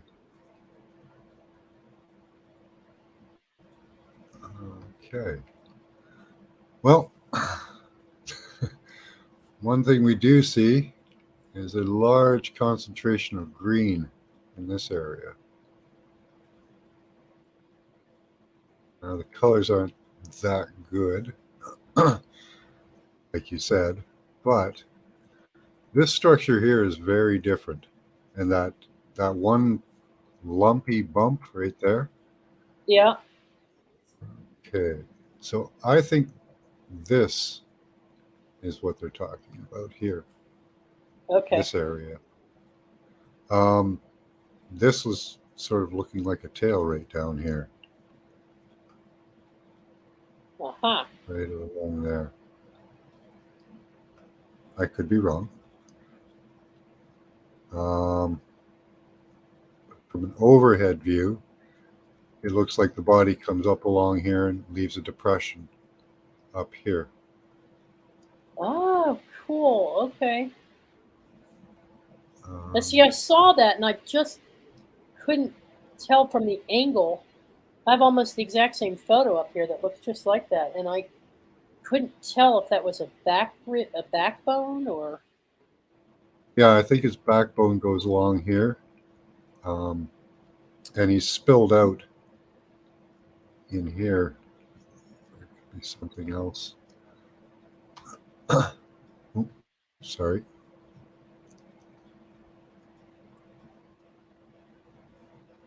There is a What lot did of the story interesting features here. That looks like an egg shape to me, this one. But it could be that it's a backbone or the back of a creature. Don't often see them that well rounded. But when you showed the picture, it doesn't look rounded at all, right? No, it does. Looks like a It does? button. Yeah, Okay. Okay. looks like a button. I'm Hmm. wondering what this is. Well, when something expires, it starts to decay, but then it Yeah. also bloats before it decays too. Yeah. So, So, I don't know. I think we're looking at, I can at least make out a tail here, I think, in this area here. mhm. Um, and that would put the color of the intestines, if the back is on the right hand side, in this area. Somewhere around here.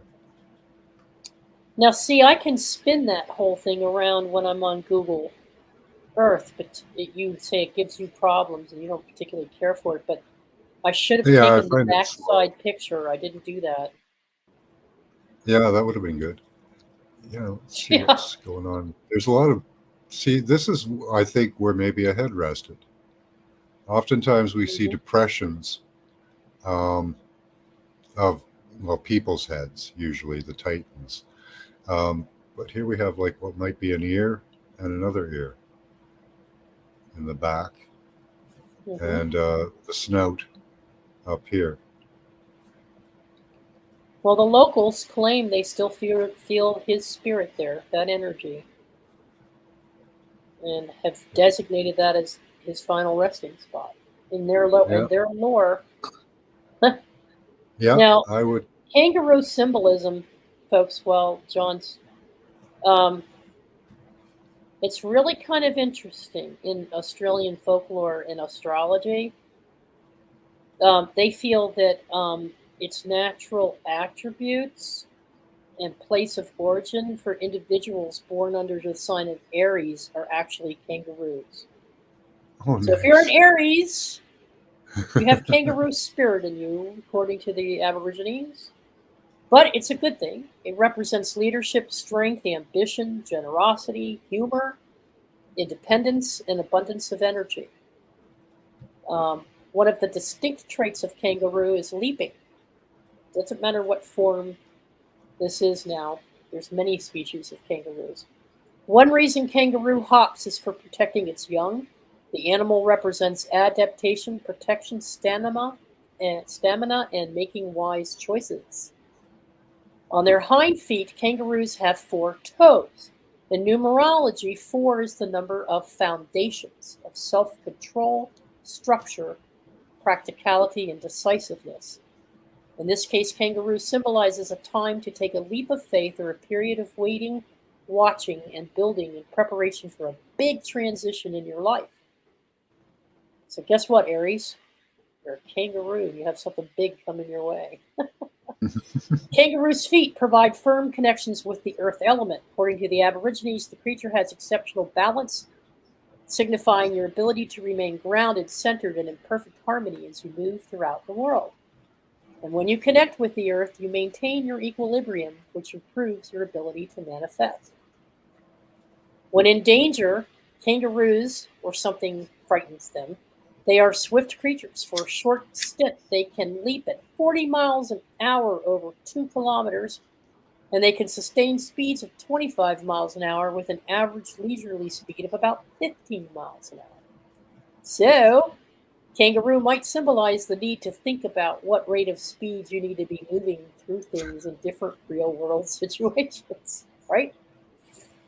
Okay, so Good anyway, stuff. it's another thing about their energy surpasses that of the human. So the Aborigines pull in their rituals and in their practices, they pull in the kangaroo energy when they want to know how, where, and when to spend their energy.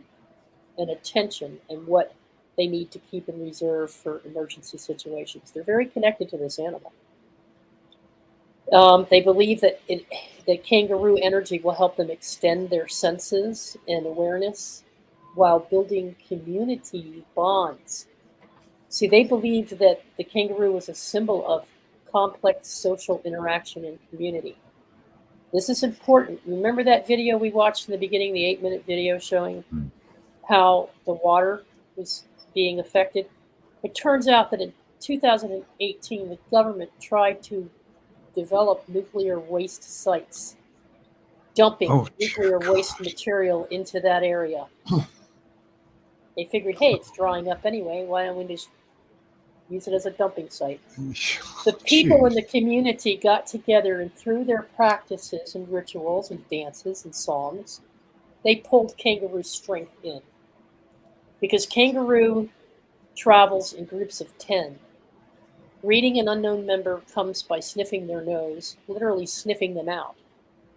So they were sniffing out the truth behind what was going on with this government study and decided it was unfair, undetailed, not prepared well, lacking information, and that they were just being used as a dumping ground without appropriate controls or practices.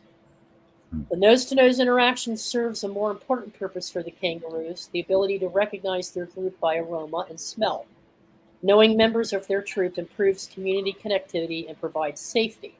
So one of kangaroos' meanings to them is extending their senses of awareness while building community bonds. Preparation, readiness, taking action. They formed coalitions, John, with other tribes against the government. They brought in their own scientists to do studies, geological studies and so forth. They fought it for 2 years and about a year. No, they fought it for a year prior to it. And then when it was going to a vote, it was a really slim vote, you guys. It was like 42 to 56. It was a narrow margin, and they got it passed, and it blocked the government from dumping nuclear waste. Nice. They did it without raising a weapon. They did it with peaceful protest, with Dreamtime stories and storylines, and community practices, just like Jules' community has done, to restore the sovereignty of the Kabi Kabi. So it just goes to show that the Australians, with their belief systems and the way they practice, the Aboriginals, the way they practice and bring their connection with nature into their communities, can make change happen. They can recreate their reality without firing the first shot, without drawing blood. And they do it with peaceful protest, but they do it in a very strategic way using these animals' energies. That's what I wanted to point out. I just find that fascinating. So, friendly people attract kangaroo as an animal spirit guide. Folks who hold their own in conversation may find themselves aided even further by the kangaroo spirit animal. The creature is one that teaches the art of hospitality and reminds you to build sound foundations so you have firm ground beneath you as you work towards achieving your goals. And that's what these people do. So anyway, thought that was interesting. All right. I like that. So you think you have found some evidence of it, huh? Yep, I think we can say there's some. Yeah, for the kangaroo, For the kangaroo. little less determined on the kangaroo, but the giant snake definitely. The dragon, he's there. Now I'll tell you, Kangaroo Island, which is, south of the ridge there and out into that separated piece of land, shows. Let me bring up Kangaroo Island. Let me show you the map first.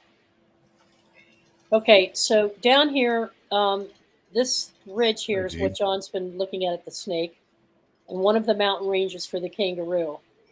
When the things dried up and they started to migrate, the shorter one migrated to this island. Now, this island, Kangaroo Island, it's like a what's that island called, John, with all these rare species? Galapagos?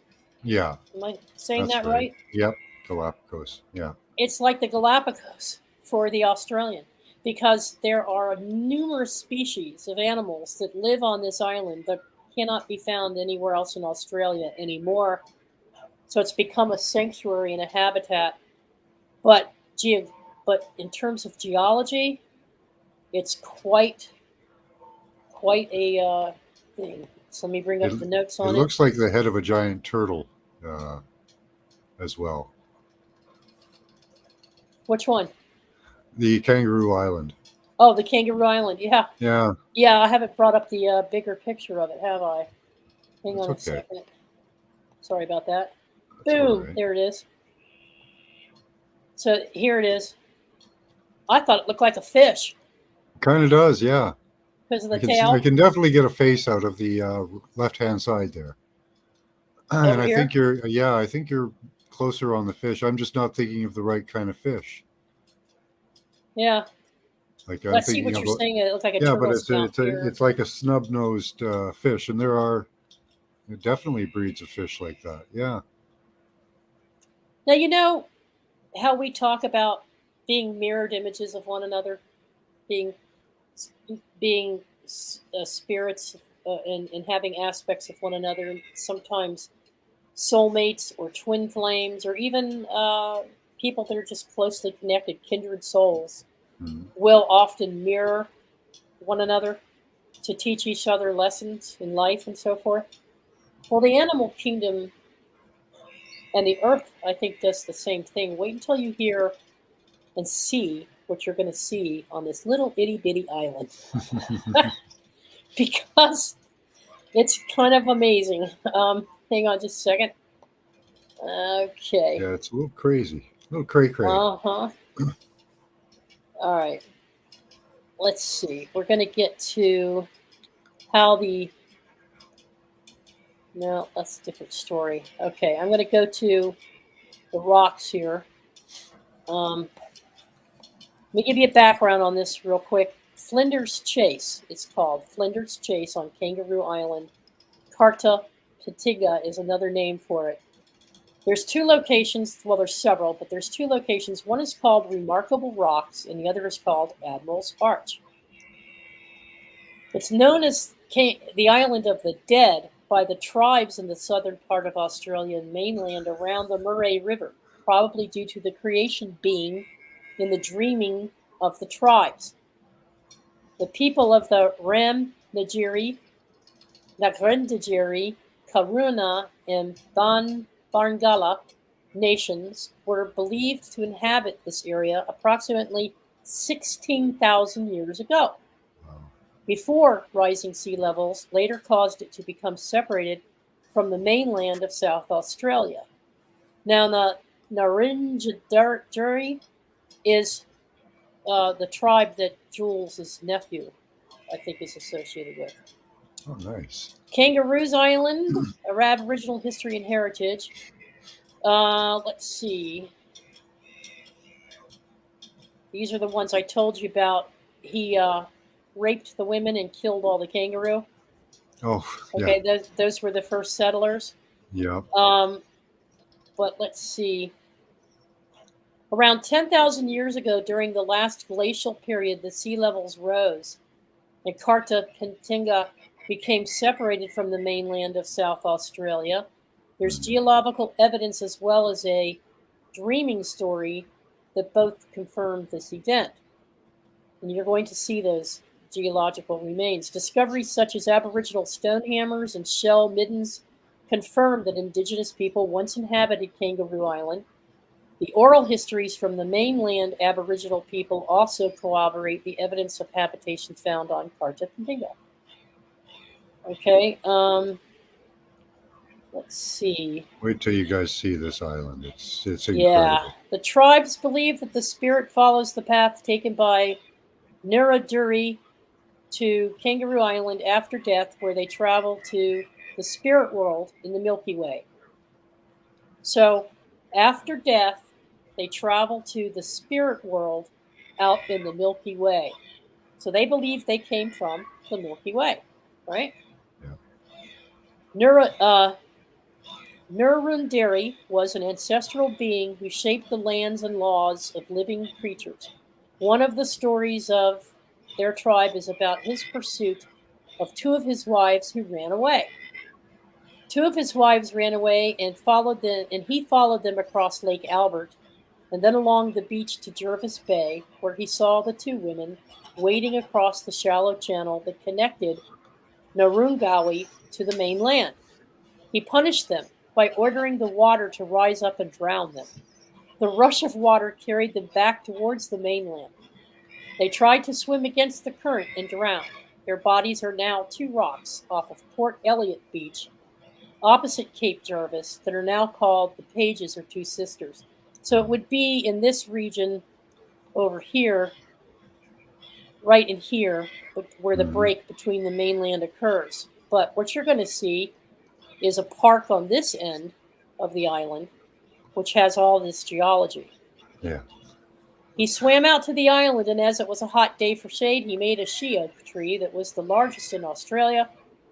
He tried to sleep under the tree, but the wailing of his drowning wives kept him awake. Well, it should have, right? He walked to the end of the island, where he cast his spear into the sea. The rocky reef that resulted is still there today. He threw away all his weapons and moved to his home in the Milky Way, where the people who follow the laws he gave them will join him when they die. So this being lives in the Milky Way somewhere, was here for a short period, caused some ruckus and some trauma, and butt-finked it back to Milky Way. It's said that anyone who sleeps under a she oak tree will hear the wailing that kept the Narragansett awake. Oh, poor guy. My drowning wives are keeping me awake. What a horror. Yeah. All right. Well, there's lots of animal bones and artifacts. I won't go into all that, but I'm going to show you the actual information about the Remarkable Rocks area. Now, I'm going to bring up these photos here. Let me close this one. And that's Admiral Arch. Two Women's Story. Oh, this would be the location where the two women are. You see that blunt shadowed area? Yep. That's one of the rocks, and the other sister is over here. Okay. They call them the two sisters. My bad. What a horror story. Yeah. All right. This is a picture of sunrise on the island at that tip, that further tip. It's called Remarkable Rocks State Park or Park. It is. It has a collection of 500 million years old. 500 million year old. Enormous eroded granite boulders sitting on top of a giant dome of lava formed when molten rock bubbled up to the Earth's surface. That's what they're claiming. Yep. When the rock began to cool, it solidified into granite. Boulders were gradually formed when rain percolated through the granite and decomposed it into blocks. Okay, I get it. I've seen that. Okay. Sure. Wind, sea spray, and rain erosion for over some 500 million years chiseled the rocks and splattered them red with lichen to a unique and eerie formation, some resembling animals. Ooh, according to what the a coincidence. They really are. Huh? What a coincidence, eh? What a coincidence.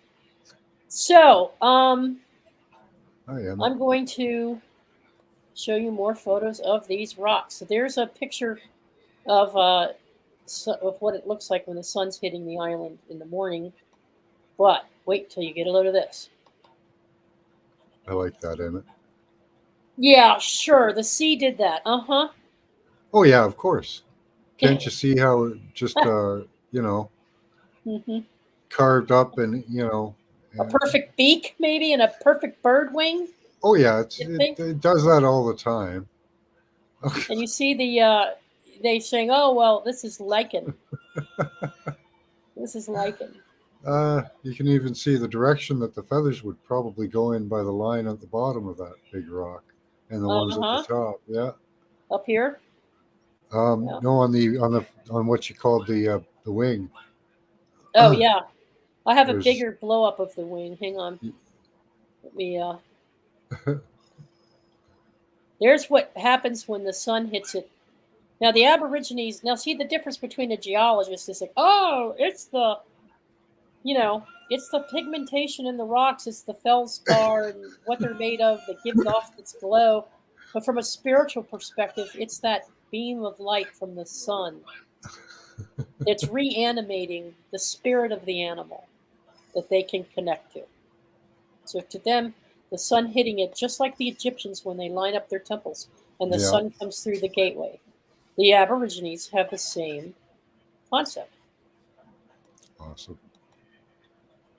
Yeah, Here it is that, from a distance. Now, when you back up, you still see the head and the wing, yep. but then you see another part of it. So now what do you think you're looking at, John? I don't know. It's some cavity. That's a big cavity in there. Mm-hmm. Weirdly eroded by wind, surf, and rain, I Yeah. guess. Yeah. I I'd like to hard see to that say. from over top. Yeah. That could be a completely different creature. Uh-huh. It could be some of the same. It looks like it's to the side of it. So it's either rolled over or because you can see Could be a break line, right? Mm-hmm. A definite Right. break line in that one. Be interesting to see if you could get around the other rock to see what's going on there, to see if they're separate or the same. I don't know if you can get to that level of zooming in when you're doing it through the map view. I don't know. Maybe. I didn't even try that. Let's see. There's another one here. Go in Now and this have is a look. coming from a different angle. Now this is a different grouping of rocks. But to me, it looks like some type of a vertebrae.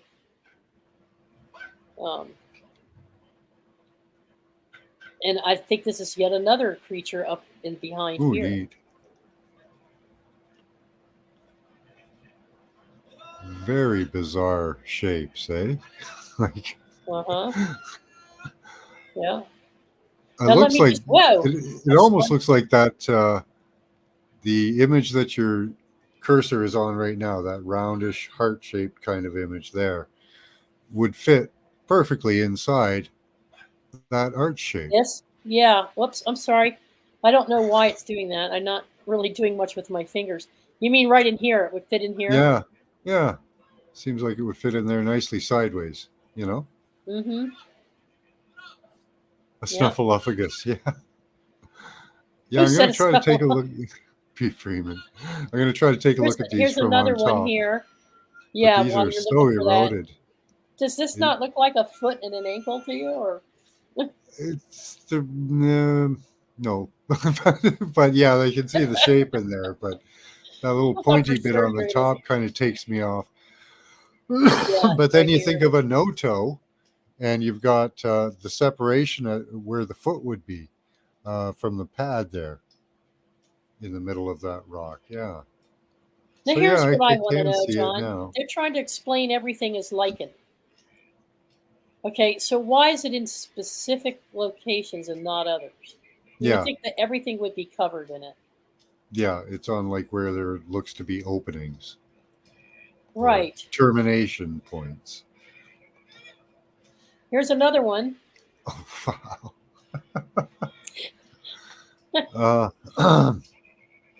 Now, That's amazing. either nature is just reflecting back on itself or the rocks, or I don't know. But That's just a bubble from a lava dome or something, maybe. Yeah, that's it all could that be. is. It Could be. There were people standing in it with their heads sticking out. Oh my Adults. God. They're standing in here with like three of them, like a whole family taking a family Wow. photo to give you an idea of how big this thing really is. Wow. And I'm going to tell you about the material of these rocks in just a second. See this? Doesn't this look like burning? No, looks like, well, yeah, kind of, but it looks more like blood. Up here? Yeah. Wow, Black okay. blood. Blood comes in black and red. Oh, right. Here's another one. Now this dude is making a face. Don't know him from Adam, but it's a good face. Yeah, it is. It looks like the face he's beside. And I look like that, and I get Scotty boy energy. Don't ask me why, Scotty, if you're still around. Uh-oh. But here's the like a cartoon, But what I was looking at is these openings. Yeah, the two looking like eyeballs. That's awesome. Yeah, these rocks, they're going to be hard to make sense of. They're so interesting, though. Like the biological, the cavities in them are not just natural erosion. That's right. in some cases, but what I'm seeing here does not look like that. Now, just to be fair, there's another park adjacent, a little further up the coast from here, called Admiral's Arch.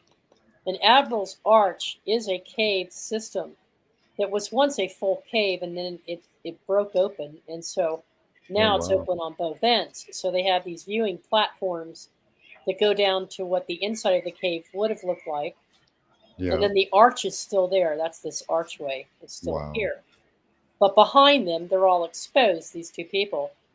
But they're looking down through what would have been the cave at one time.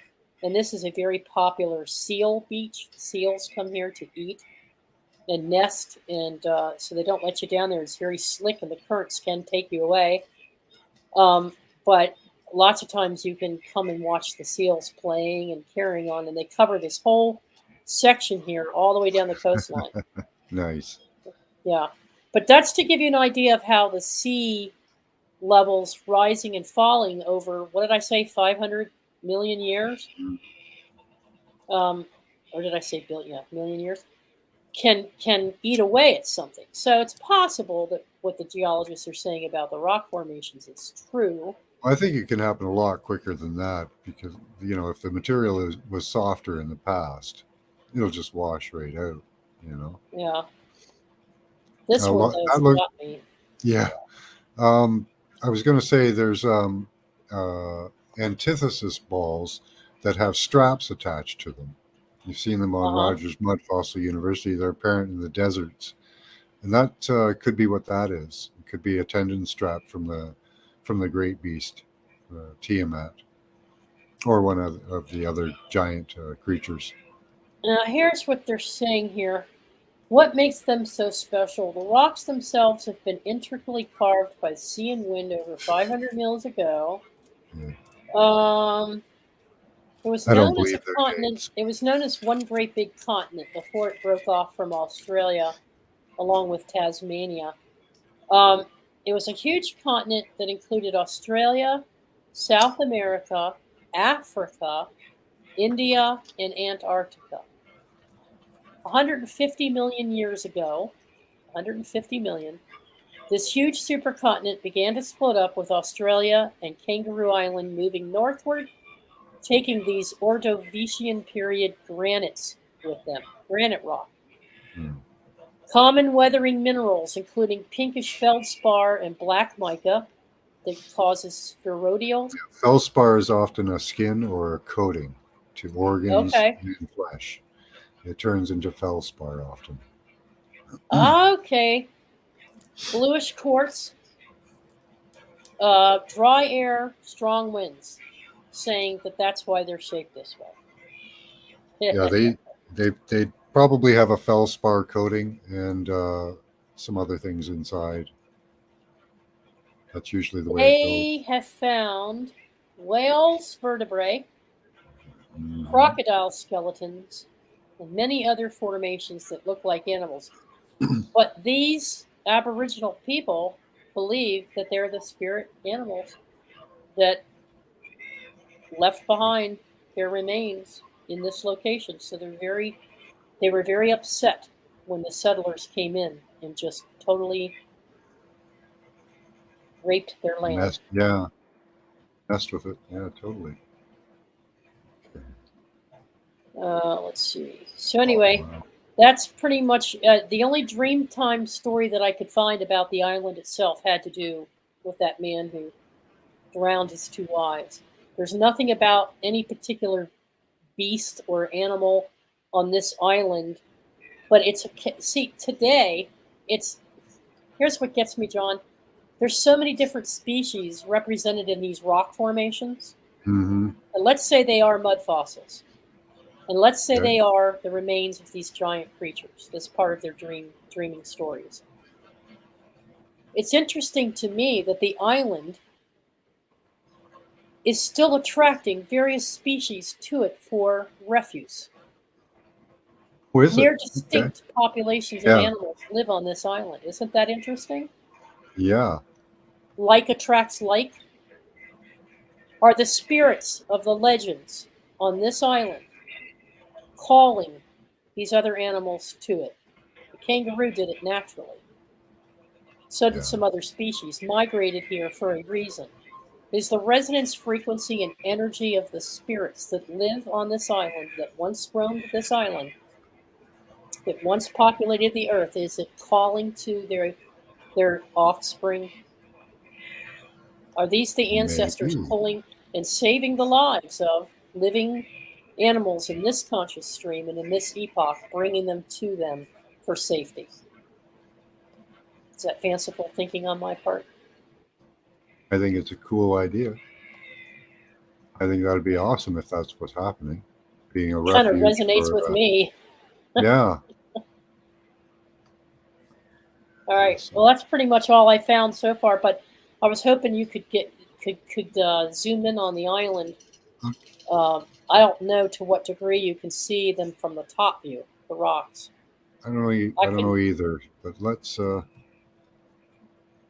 There's the island at the Oh, you got it. Okay. west end.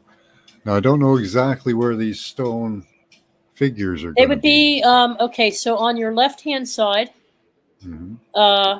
right on what you thought was a turtle face or snout, that Okay. would be the Flinders Chase. Let's see. Let me see if I have it on a map picture here. Hang on a second. Bring it up. Map. Kangaroo Island. So we have West Flinders Bay Chase. Beach. Yeah. All right. So Flinders Chase is where it is. So let me close that so I can see what I'm doing here on my notes. And I'll get you the actual. Okay, that's the kangaroo. Oh, wrong document. We're done with that one. It's this one that I want. Okay. Okay. So Flinders Chase is the entire area. All right. So this area would be called Remarkable Rocks. So you have to key in Okay. Remarkable Rocks. It's like a park, and it's on the All point right. there.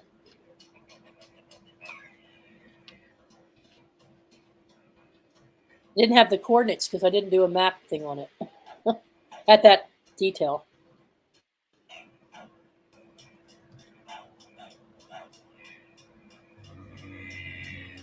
Okay. Just went away. Playing that the Australian music in the background. Yeah. I wonder if Lori could make that noise with her throat when she did the ohms in her video. Okay. There we are. Or Barry Chad. That would be cool. Get somebody who can I do bet he some could. beats, I bet he could. in the background. Oh wow. I don't know if we'll be able to get in close enough on these or not. You want me to try with the mapping software? Or? No, it's okay.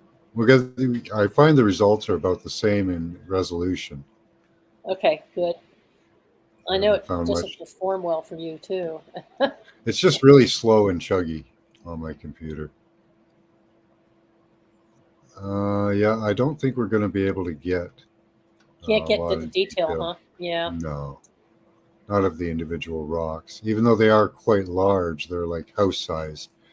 Like this rock here could be one of them. It's probably about house sized, but that's about the best detail you get on it. Oh, I'd love to get some aerial views of the thorn things. Yeah. You know what I should do? I should go onto Google and key in drone flights over this island. What's it called again? Flinders. Remarkable rocks. Drone flight videos over remarkable rocks, and I bet you that would give you some aerial view. See, look at this. They've got like an organ. Yeah, that might. They've got like an organ here or There something. you go. And then those are probably some of these rocks they're talking about right on top here. Mm-hmm. So Oh, there's yeah. Remarkable Rocks flag over there to your right, that blue. Yeah. Remarkable Rocks. Wow. So Must be a bigger area than I thought it was. Yeah. And you can see there are rocks, shaped rocks everywhere. This area, this here. Mm-hmm. I was wondering if anything stood out to you, because I could only get a limited number of photos.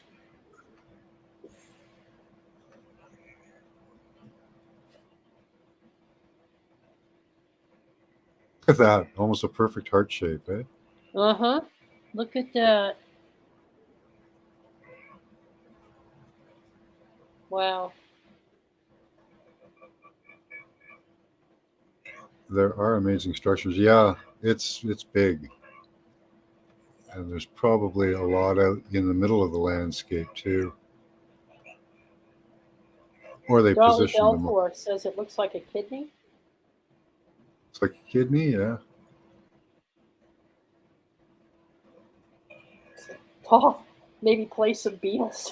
I want to hold your Oh, beats. there was a. Let's see what images they have. They have We 28 all live in a yellow photos. and submersible beach like vegetable. Okay. So let's see what they've got. There's the. Okay. So there's the rock that's shaped. I don't know, like some There type it of an is. organ. Yeah. Yeah. So let's go through these. They have 28 photos. So there it is at a distance.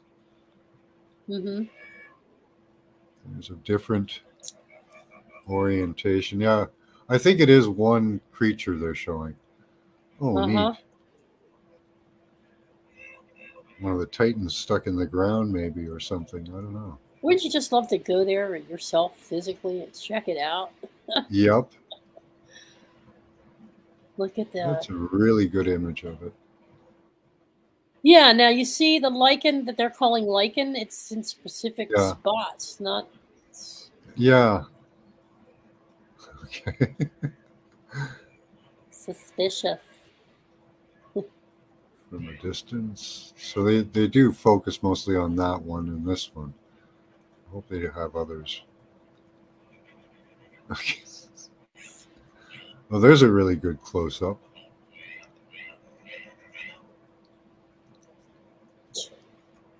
Yeah. I can't see that. I don't know. I guess if you can see erosion doing that, that's pretty good for you. Yeah. Oh, bizarre. Yeah. Isn't that strange? Well, it is See this little lichen. round. It is lichen, but Uh-huh. lichen only grows really where it has nutrients. So there's got to be blood in that stone. Mm-hmm.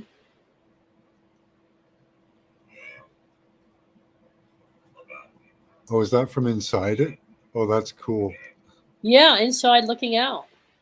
Let's look up at the top if we can. Might be having flashlights and filming the top of that cavity. Oh, yeah. What's wrong with these people?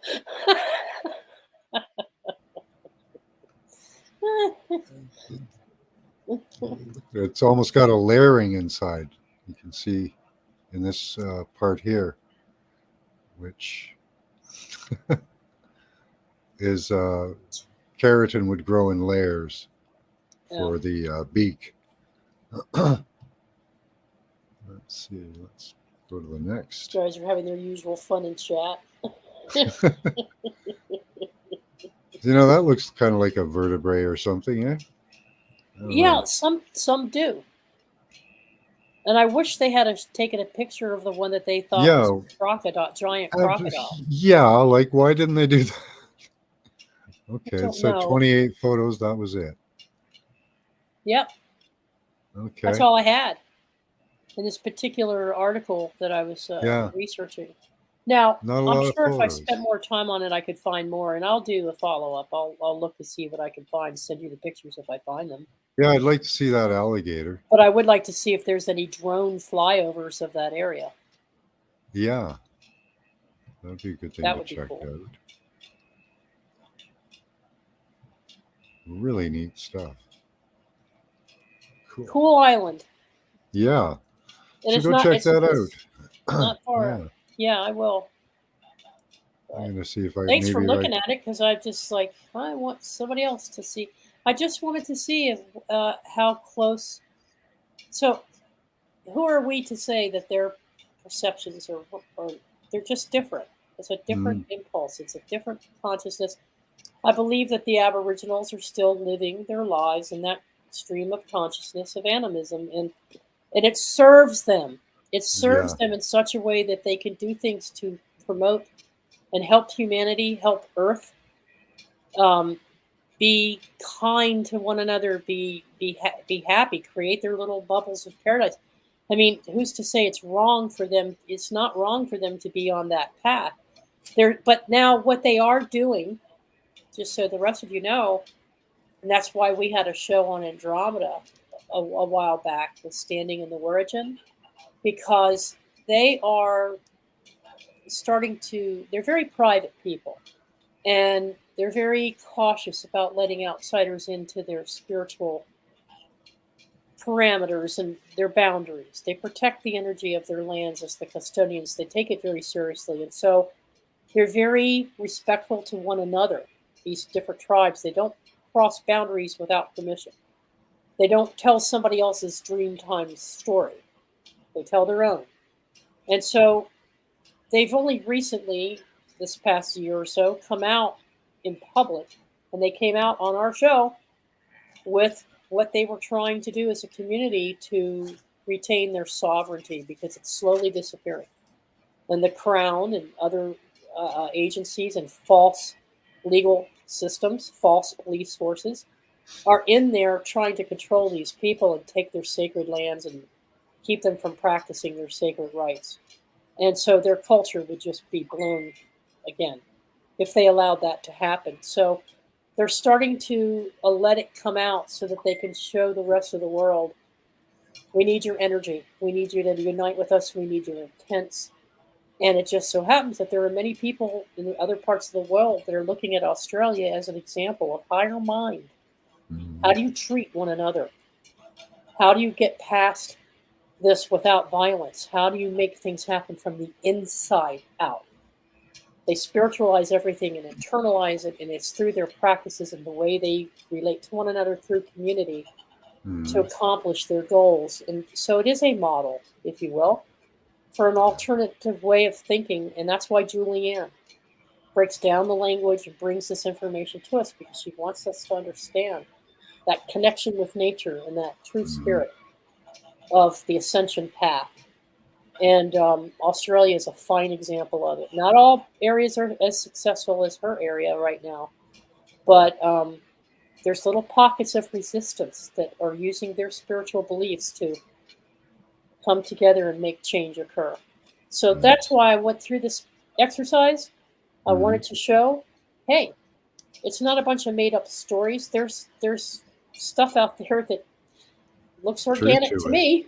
You know, backs them up, backs up their spiritual path, and I really appreciate those people. I hope I have in my thinking, those ranges, those would still carry the energy of that spirit animal. You know, it's ley lines, all that type of thing. The energy fields are indicative of all these creatures, and us. Oh, yeah, the crystal grid is very strong in Australia. Karen's going to be going there hopefully soon to carry on with her reactivation efforts. And many believe that they're still there. They're not totally dormant. They're very much alive. It's just they need the little boost You Yeah. know, and Karen went through that whole story. If you look at the Queen of Quartz Crystal Network website, she has the Mhm. whole story there of the crystal grid and Australia and the role that Australia played, or they played in working with the elders in Australia to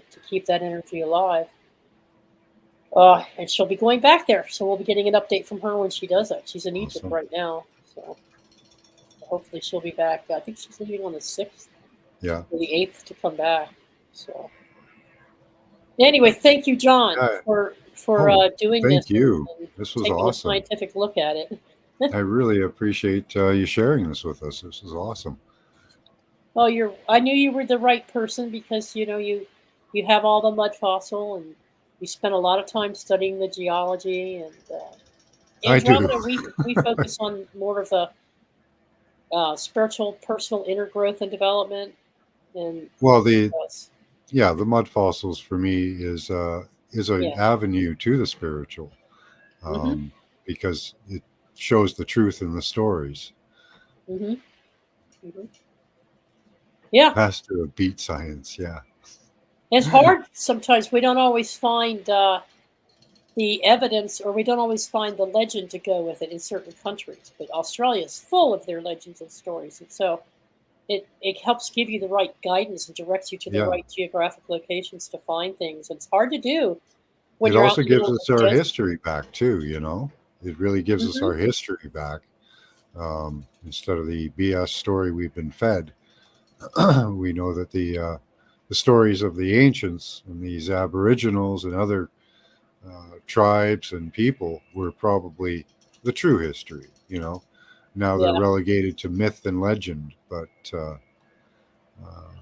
yeah, I think there's a lot more to it than that. You know, yep, but absolutely. the spirit always runs through it, and the energy of the spirit. So that we can take away. I just get this feeling that if and I don't live there and I can't speak for the people, but man, I tell you, I think I would feel so loved and protected by the energies there. Not that I don't feel that where I am with my own. It's Mhm. just that they have such a strong system there, such a strong knowing, such a strong creation of that reality. It'd be nice to visit. It'd be nice to feel that energy because It's a it's very open land, right? So you don't yeah, feel encased in it. yeah, Um, and I don't know if I think that gives you a really good feeling of connection.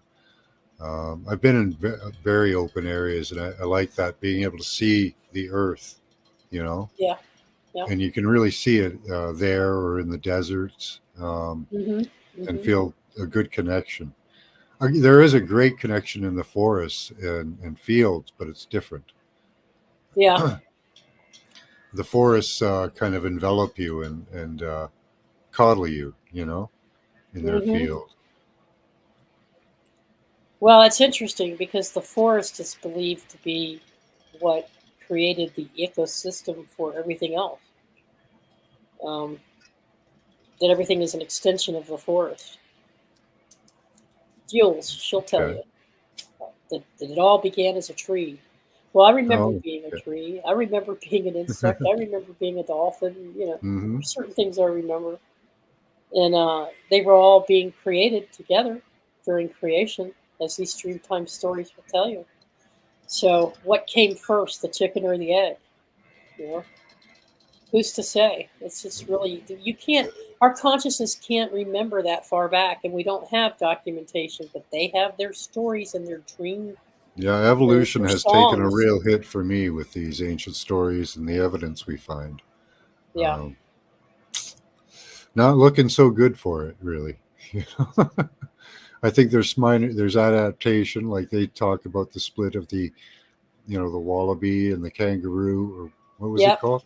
And The kangaroo and the wallaby. Uh huh. yeah, and that makes sense. Adaptation, minor changes, but at the base, they're still the same creature, and they've probably been since the beginning, just like us. Mhm. Mhm. You know, Yep. although we weren't in this form, there was man back then, Yeah. fishmen, and you know, serpent But we men. experimented with our own forms to end up being what we are today. So Yeah. we had mistakes. But all the Everybody elements. sees it as aliens coming Yeah. down and impregnating us and experimenting with us, and that's why we're with or without them. We did it ourselves. Yeah, the monsters had all the attributes of man from the beginning. Yeah, You know, right. uh, legs, arms, torsos, faces. It was all there, just on Yeah. different creatures, the monsters. And if you look in the Hebrew definition of human, it does mean monster. We're one of the monsters as well. Yeah. All creation. And so, I don't blame it on an outside source. It's all our own doings, and we've evolved into what we are now. And our consciousness has evolved Yeah. to what we. It's hard for us to think about. G.T. Young puts it really good in one of her videos. She says it's really hard to think about things in terms of what we experienced as far back as something like Atlantis, or as far back as Australia when you with the original peoples, because our consciousness was so very different back then. We related to things Yeah. differently than we do I did now. go to Atlantis in a past life regression, although I I did wasn't. too. I What were wasn't. you? What did you do there? I wasn't an Atlantean. I was an outsider. I was brought into Oh, Atlantis. okay. Yeah, it was very strange. Do you know where you came from? What energy? What planet? Just north, just the north. I came from north of Atlantis, from a Oh, so tribal community. Okay. Yeah, I was in a tribal community outside of Atlantis. Well, there's multiple flood scenarios. Even Lemuria. Did the Lemuria burn? Lemuria may have burned, Not sure. but there were survivors, and some became the Atlanteans, and others migrated to other parts. So you could Mhm. have been some of that original Lemurian energy Possibly. before it became purely human. Hmm? But you visited Atlantis. Yes, I was escorted through the city and went to meet various people and stuff. Cool. I don't know if I was an emissary. I think I was just an emissary to deliver messages, nothing special, or I was there to negotiate. I'm not sure. Were One of you the a two. water boy? Yeah. The errand Scandinavian, boy. maybe. Yeah, maybe Emmett. Yeah. Water boys. They would have been off the sea, off the coast. Do you remember arriving in a ship? It was by water. Yeah, you can only get there Mhm. by water, so you could only get to the city. Like I went to the central city of Atlantis, and yeah, they took me there by boat. Jesus, Toth, I'm glad to hear that. I came from somewhere close to Uranus. He was looking for Klingons, no doubt. Oh, that's where you'll find all the black holes too. They're around Uranus.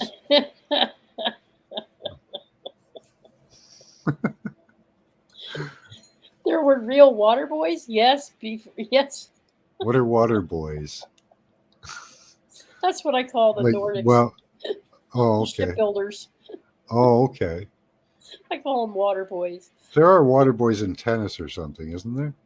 Or some sport. Oh, well, football. Yeah. Okay. Football. Yeah. All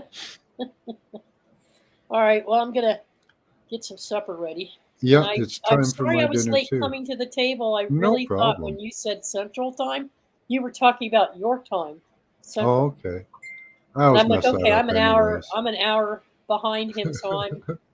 Or I an thought hour you'd ahead, have the yeah. notification on and get at least the YouTube notification. You know what? I do have notifications set to all, and I never get Max Vision's notifications. Yeah, people often get them like 40 minutes into the show and things like that. So Yeah, it's usually after it's we're started. heavily shadow time. banned, unfortunately.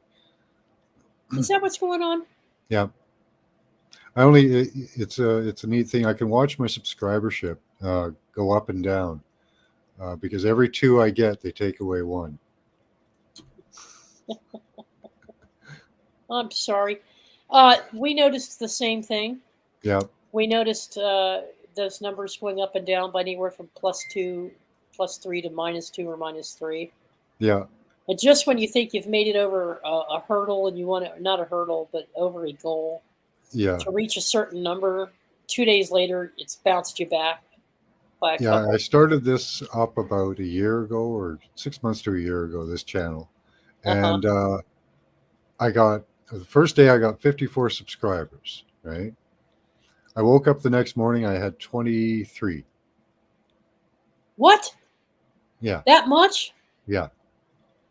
They're always Did taking it half. did it get righted afterwards? Did it? Nope. Nope. Oh, this had to have been a few years back. No, this was just about a year ago. 6 months to a year ago. I've only I ran remember this. when your I've channel. only ran this channel about a year ago. Yeah, we have a link to both of your channels on Mhm. our playlist on Yeah. our channels list Yeah. because you still have some of your videos out there on the other one. Oh, I thought I removed them all. Oh, well. Nope, they're there. It's going to take you time to move all those over. Oh man, they're messing with my. They're messing with my stuff. But yeah, they have an algorithm that, okay, look, unfortunately, it is true that there are software programs out there that allow people to fake subscribers. Hmm.